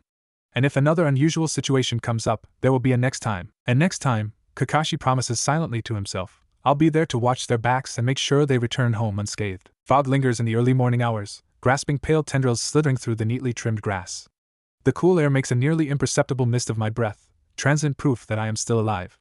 As if the achy, empty pain of chakra exhaustion and lingering fatigue weren't enough. Tap step, tap step, tap step. The cobblestone under my feet is slick with dew. The crutches may be a hindrance, but they hold me up and keep me from taking a dive into the road face first. Lingering fatigue is a bit of an understatement. I've gained a lot of respect for Sensei, putting up with our shenanigans in Nami no Kuni while this miserable. Stopping at my destination, I carefully set the crutches aside, leaning forward to place a bouquet of white chrysanthemum beside the obsidian stone. The stone carved with 2 familiar names and an even more familiar clan symbol. One stone among hundreds, the field full of identical gravestones stretching out on every side of me. Some are barely a decade old, but many are much older. Every Uchiha that died in the service of Konoha is represented here, though many are not actually interred here. Clan ninja, Uchiha more so than most, rarely die peacefully in their beds. I'm sorry, I know I don't visit often enough. A sad smile, coupled with a deep bow at the waist, despite the focus needed in order to avoid stumbling or toppling over. It is painful for me to be here, for many reasons. A part of me, no. I miss you. I miss the future that could have been, if not for scheming old men. The Uchiha Sasuke that could have been. All of that is it's not something I should worry about. The latter thoughts are coupled with a sardonic smile, flashed briefly. Maudlin thoughts. Graveyards are a safe haven for tears and regrets, right? I don't want to dwell on either, so I let the thought trail off, lapsing into silence for a few minutes before quietly admitting, I'm not sure you'd be proud of the person I chose to become. A second bow, just as deep. Otasama. Okasama, the one who set our family on the path to destruction, is gone. The ghosts of the past are quiet. My words are quieter still, eaten up by the breeze that stirs the lingering fog. I forgive you. I love you. Turning away from the field of graves, I stride out of the graveyard, back towards the heart of the village. Towards my family. On a chilly Thursday morning, a little over 3 weeks after the second time route had been dismantled, this time unofficially and hopefully for good given Danzo's ignoble demise, I open my door to find 6 children on my doorstep. A trio of, likely A and BU, also ping on my senses. They are hovering, hidden, around my property. Undoubtedly, Division Bo is keeping watch on my newest charges, and to be honest, I am more relieved than annoyed about that fact. I assess my visitors silently, expression carefully molded into a neutral mask, black eyes, and familiar features in unfamiliar faces. Hair in various dark shades, barring one girl whose hair is an eye-catching red, though it's cut short enough to be little more than fuzz. We all have the same lanky build, even 6 children. So Tsunade spoke the truth, and all of them avoided the havoc we wreaked on Danzo's organization after all. A weight lifts from my shoulders. As much as I was committed to my previous actions, I feared that I would inadvertently kill those I had been trying to free. 6 Uchiha. If it were raining, they would look more like 6 bedraggled wet kittens on my doorstep. The tallest and oldest is about a year and a half my junior, according to the records I'd appropriated. He was given the codename Sai by Danzo, though I suppose we could try to determine who he was before his abduction. If that's even something he wants. By the way the former root are standing around him, he's their de facto leader for the moment. My first impression is straight dark hair, cropped close to his head. An eerily blank expression. My face has the same general shape. The same cheekbones. The same eyes. He is dressed in shinobi-style attire, long-sleeved black shirt and baggy trousers, and is armed, most obviously with a standard issue Tantu holstered over his shoulder. A glance upwards proves my guess right. A Konoha Hittite covers his forehead. So that's how it is. Official root members are quietly being assimilated back into Konoha's general forces, probably after a thorough vetting with the Biki's people. I suppose that means he passed, since he's armed and with a Konoha forehead protector. Legally, that makes Sai an adult, although still nominally my responsibility if I choose to recognize him as a member of the clan. At 11, the next youngest child, the spiky-haired No, is old enough to take the graduation exam and become a shinobi. I'll have to ask him if that's something he wants, to continue in that career. Training is a necessity regardless, but he has some taijutsu training, at least, given his posture the boy is reserved, but not as eerily blank-faced as Sai. A pair of identical toddlers clings to him, one to each leg, chubby fingers gripping his pants tightly. There is also a 5-year-old girl and 7-year-old boy, no names on record. Both are of an age to be attending the academy, and judging by the look of things, from this day on, all 6 of them depend solely on me. 6 traumatized children. What was I thinking? Can I even handle this level of responsibility? Saying that I would be the one to watch over and protect them, I may not have used words, but that's what I was saying. What of my duties to Anbu, the village? And in this world, war is always on the horizon. What if no, this isn't the time. I blink once, twice, and open the door wider, stepping aside with a slight smile. Welcome home.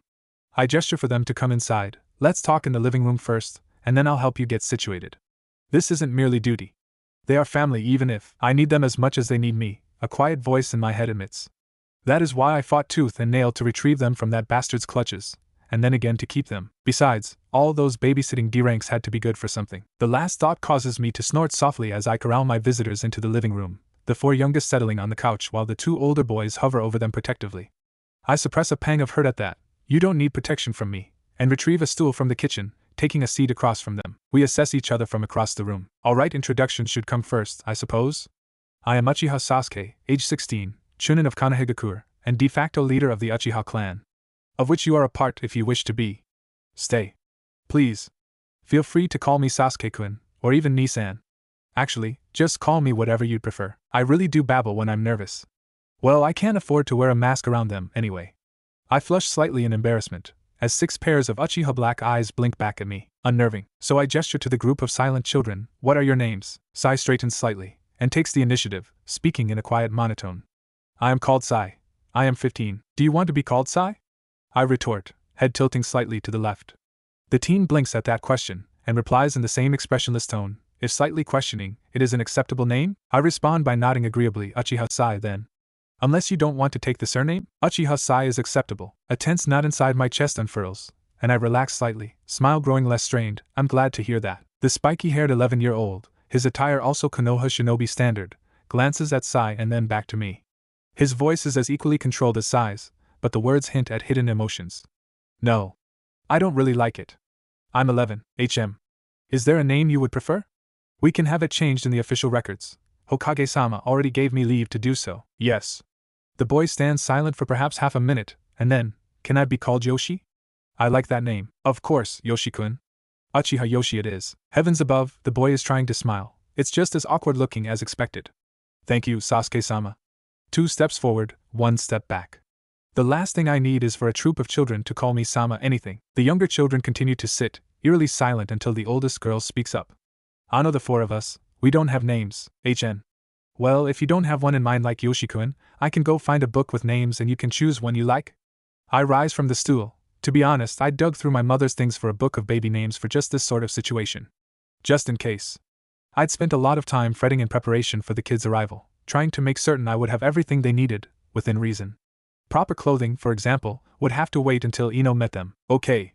The girl cheerily replies. It appears emotional dampening isn't implemented extensively until after age 5.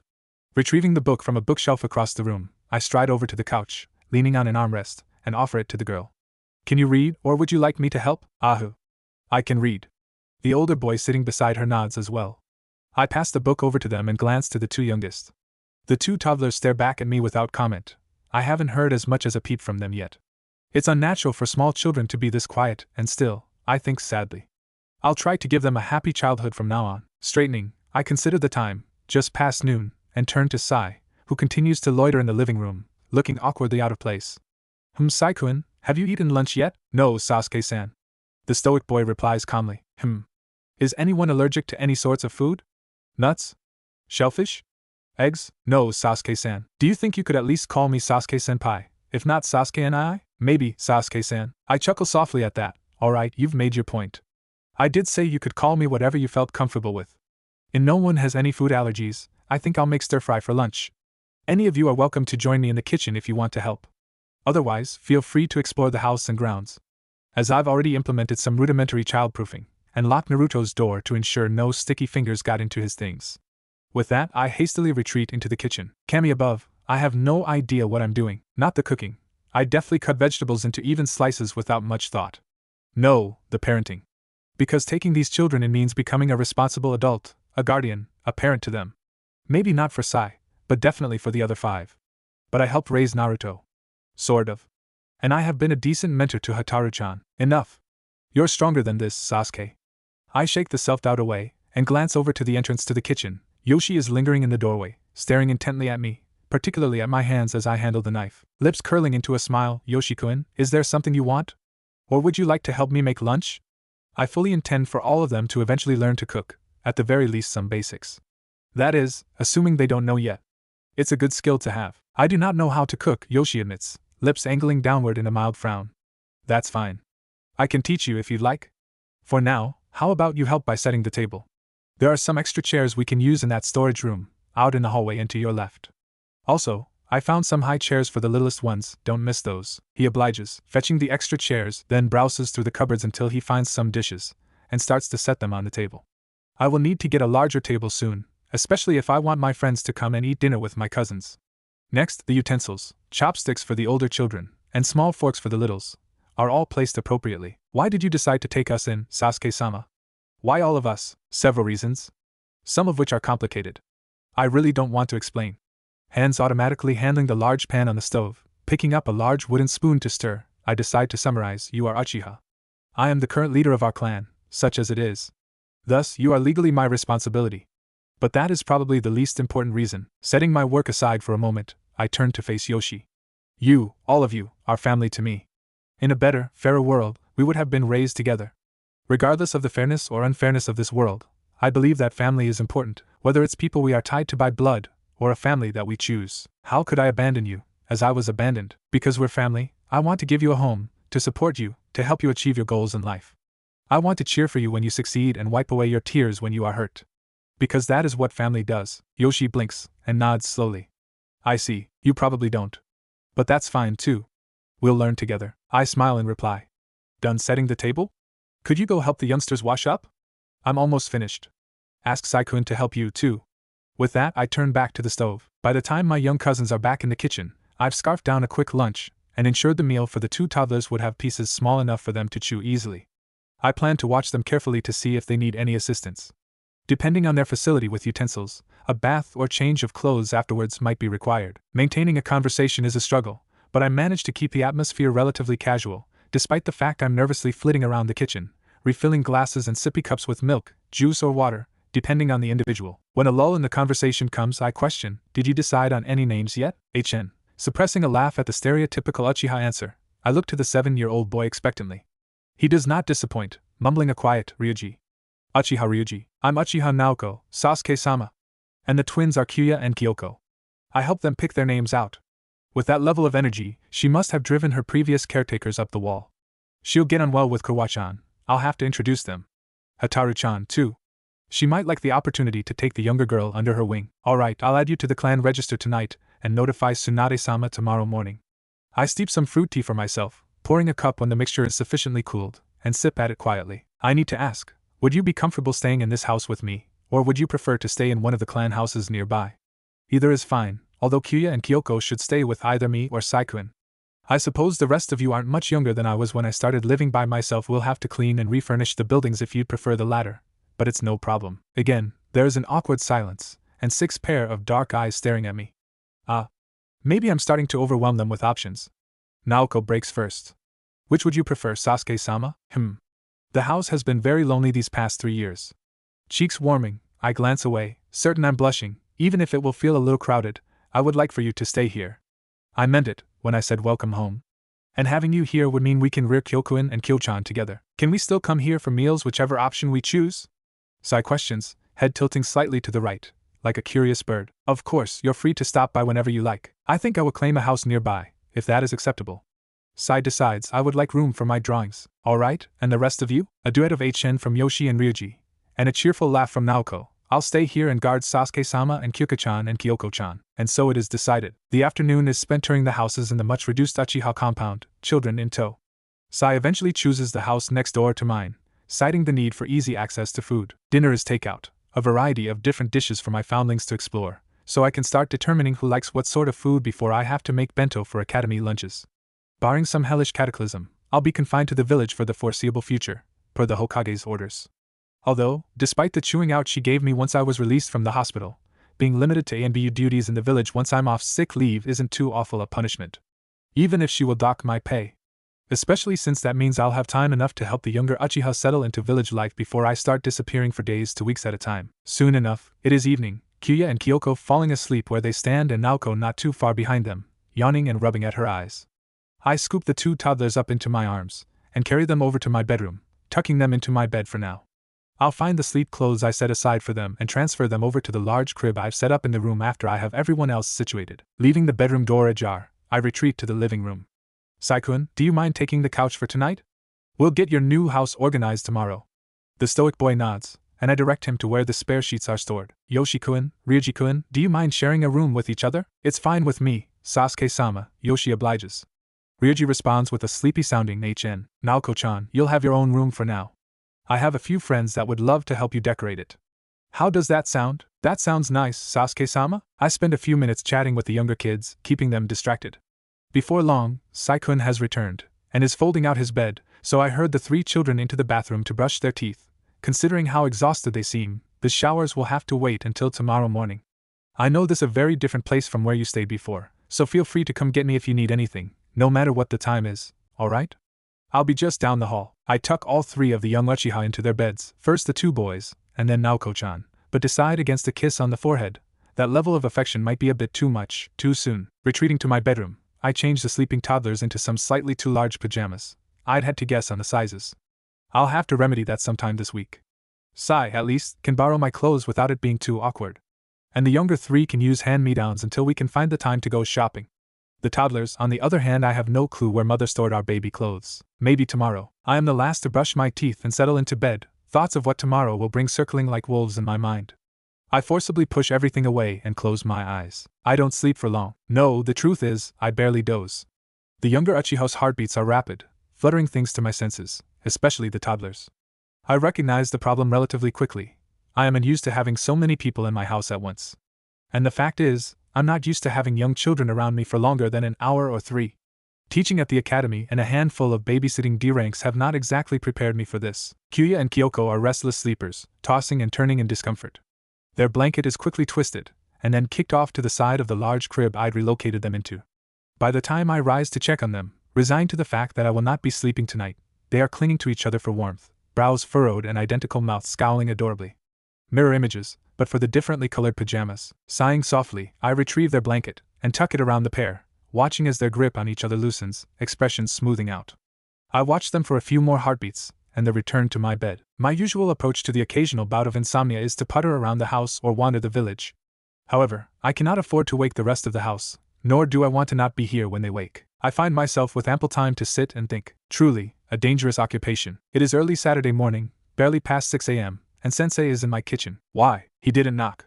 In fact, he probably entered through the kitchen window. The traps placed on the windowsill have been disarmed. Why am I not surprised?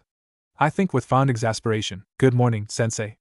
As I'm still on leave for the next week and a half, barring any world-ending emergencies, I suppose you're not here for anything official? I greet him with a tired grin. Someone, usually Kyuya-chan and Kyoko-chan, has trouble sleeping the night through. Every night. Just adjusting to the new situation, I suppose? Understandably, all of us are light sleepers. Everyone has been cranky, especially the twins, so I've had to encourage afternoon naps as a countermeasure. Beyond that, they've been doing well. I'll need to see about school soon. Ma, I'm here for breakfast, Sasuke-kun, the man explains with a cheery wave, and to meet your new cute little siblings. Ino is brimming with curiosity and wanted to come along as well, but I persuaded her to wait. And Shino is out on a mission until Tuesday, so he can't provide you with more information. I bite back a groan, completely unprepared to be social right now. Can the Inquisition wait until I've had coffee? Eyes half-lidded, I stare at him entreatingly. Please? I'm not even that fond of coffee, but damn, I need the higher caffeine content right now. Experiencing the many, many joys of fatherhood. Sensei gives an eye smile and waves me away when I shuffle, zombie-like, towards the coffee grinder, indicating he'll handle that himself. Don't say that as if you've experience with it, Shirjo, I mutter bitterly as I ooze into a chair, resting my forehead against the kitchen table. A content sigh. The surface is blessedly cool, soothing. They're good kids, but well, I knew they'd be a handful, even if it's not in the normal way. And I'm not their father, just a guardian. Sai-kun doesn't even need that, really. Soon enough, Kakashi slides a mug of hot coffee in my direction, black as night and filed with enough caffeine to keep a civilian hyperactive for a week, no doubt. Sensei, I could kiss you. I stare at the large mug of coffee covetously, breathing in the rich scent, before gulping down the scalding liquid post-haste. It burns on the way down, but damn, I need that right now. A refill, down just as quickly, and I am starting to feel relatively human. Right. Breakfast. Need to start breakfast. What would you like for breakfast, Kakashi-sensei? Don't worry about it. I'll fetch you and your chibi something from the bakery. Okay. Who are you, and what did you do with Kakashi-sensei? That man is never this accommodating. He's a brazen mooch. I can count on one hand the amount of times he bought Team 7 lunch or dinner, and probably still have fingers left over. Did you by any chance suffer a head injury recently, sensei? No, what makes you ask that? How the man can pull off a beatific expression with 3/4 of his face hidden, I'll never know. Never mind. I don't even want to know. I pull the coffee mug closer to my slumped form, cradling it gently in my hands and take a slow, deliberate sip. So good I'm just going to sit here and drink my coffee. Thank you for helping out, sensei. Nothing too sugary, please. I'm trying to limit their access to very rich foods for the first few weeks while their stomachs adjust. They had a limited diet before, so Kakashi just ruffles my hair and disappears in a swirl of leaves. That man thrives on confusion. And for the next 15 minutes, there is blessed, coffee-filled silence. 15 minutes of peace, and then my gaggle of goslings is up and stumbling into my haven, barring the twins, who should be asleep for another half hour or so. Sai-kun, Naoko-chan, Yoshi-kun, Ryuji-kun. I try to remind them of their names, and their right to use them, every chance I get. Good morning. Naoko-chan and Ryuji-kun both give me sleepy smiles. Sai, fully awake, nods in acknowledgement of the greeting. Yoshi-kun waves. Sensei should be back with breakfast soon. Does anyone want juice? Milk? Rising, I deposit my empty coffee cup in the sink, heading towards the refrigerator. Juice, please. Naoko-chan chirps. Sai shakes his head mutely and meanders over to the coffee pot, pouring himself a cup. Yoshi-kun retrieves enough empty glasses for 6 people. Who is Sensei? He asks cautiously while arranging the glasses on the table, before heading back for plates. Right. Hatake Kakashi. He was the Jounin sensei for my Genin team. Technically, he's my Shirjo. And my immediate superior in ANBU, as well, although you don't need to know that. Having retrieved the orange juice, I pour some for Naoko-chan, who replies with a cheerful thanks, and place the carton at the center of the table, retaking my seat. Did everyone sleep well? My adorable cousins stare at the table in unison. Note to self, stop asking about sleeping habits. Nobody ever answers. Interesting that they are quiet enough, even in sleep, for any nightmares to go largely unnoticed. Right. Never mind. Just I am here if you have anything you wish to talk about. Graceful retreat, Sasuke, very graceful. Yoshi-kun, have you decided if you wish to continue your shinobi training? I want to, Sasuke-sama. Then I'll file the paperwork. You'll have to take an exam to determine which academy year you'll be placed in. I'll help you locate study materials to review and then we can choose an exam date, if you'd like. Yes, Sasuke-sama. Ryukun and I want to join the academy too. Naoko pipes up, gesturing wildly. She's been acting the most childish of the lot. Which, objectively, makes her the least normal, technically. HN. As you wish, Naoko-sama, so it shall be. I wink and salute her cheekily.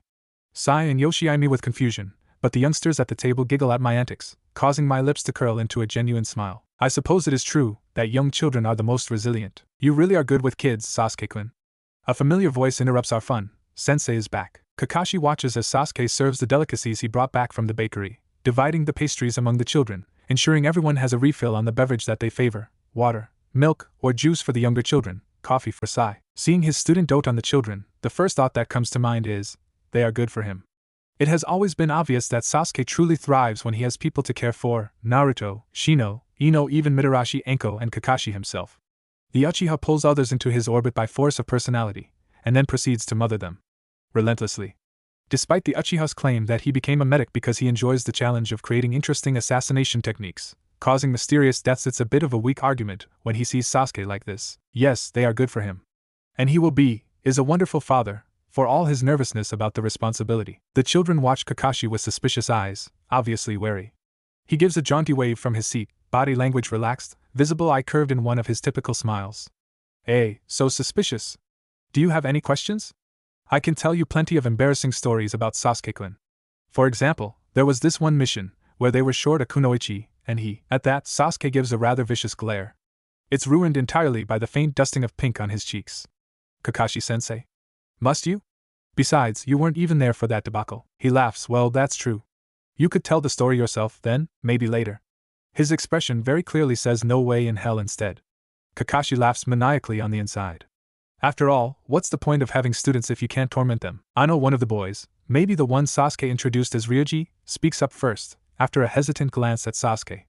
Were you really Sasuke-sama's Jounin-sensei? Sasuke-sama is only a little older than Sai-senpai. And you look really old. Oh, ouch. Kakashi assumes a wounded expression, looking positively droopy. I'm not old. It's a normal hair color. Ryuji's retort is a skeptical-sounding hum. Naoko giggles, covering her mouth to stifle the sound. At whose antics she's laughing is uncertain. Mao, your kids are so cruel, Sasuke-kun. Just like you. Eat your breakfast, sensei. His student says with an exasperated sigh. The stop acting so embarrassing heavily implied in Sasuke's glare. Kakashi gleefully ignores the silent command, and continues to make a nuisance of himself the rest of the morning. There are several reasons for this. First, needling his students is something that must be done at every opportunity. It's practically in the teacher's handbook. Also, the longer he stays, the greater the likelihood he will be able to get a delicious, home-cooked lunch. Finally, loitering around the Uchiha means the children will adjust to his presence more quickly. Important, as Sasuke has a limited number of people he would trust to watch the children, the other 3 members of Team 7 among them.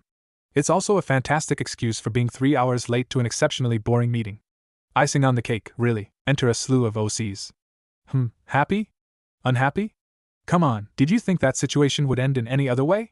You know this Sasuke well enough to predict some things by now. Filler, with a dash of mushy emotions. Well, okay, slice of life. I wanted to give Sasuke a chance to be domestic. He insisted, the brat, and then his complicated feelings about everything got in the way. What's next? Well, there are still plenty of problems to tackle, but this is essentially the end of Act 1. A short interlude, and then things will really start going sideways. And to help everyone remember the Uchiha OCs, here's the list again. Uchiha male, age 15, designation, Sai, who is technically not an OC. Uchiha male, age 11, designation, no Yoshi. Uchiha male, age 7, U0016, Ryuji. Uchiha female, age 5, U0027, Naoko. Uchiha male, age 3, U0042, Kiya. Uchiha female, age 3, U0043, Kyoko. Don't worry. The little Uchiha are here to stay, but they won't be taking center stage often, much like Aburaim Hataru.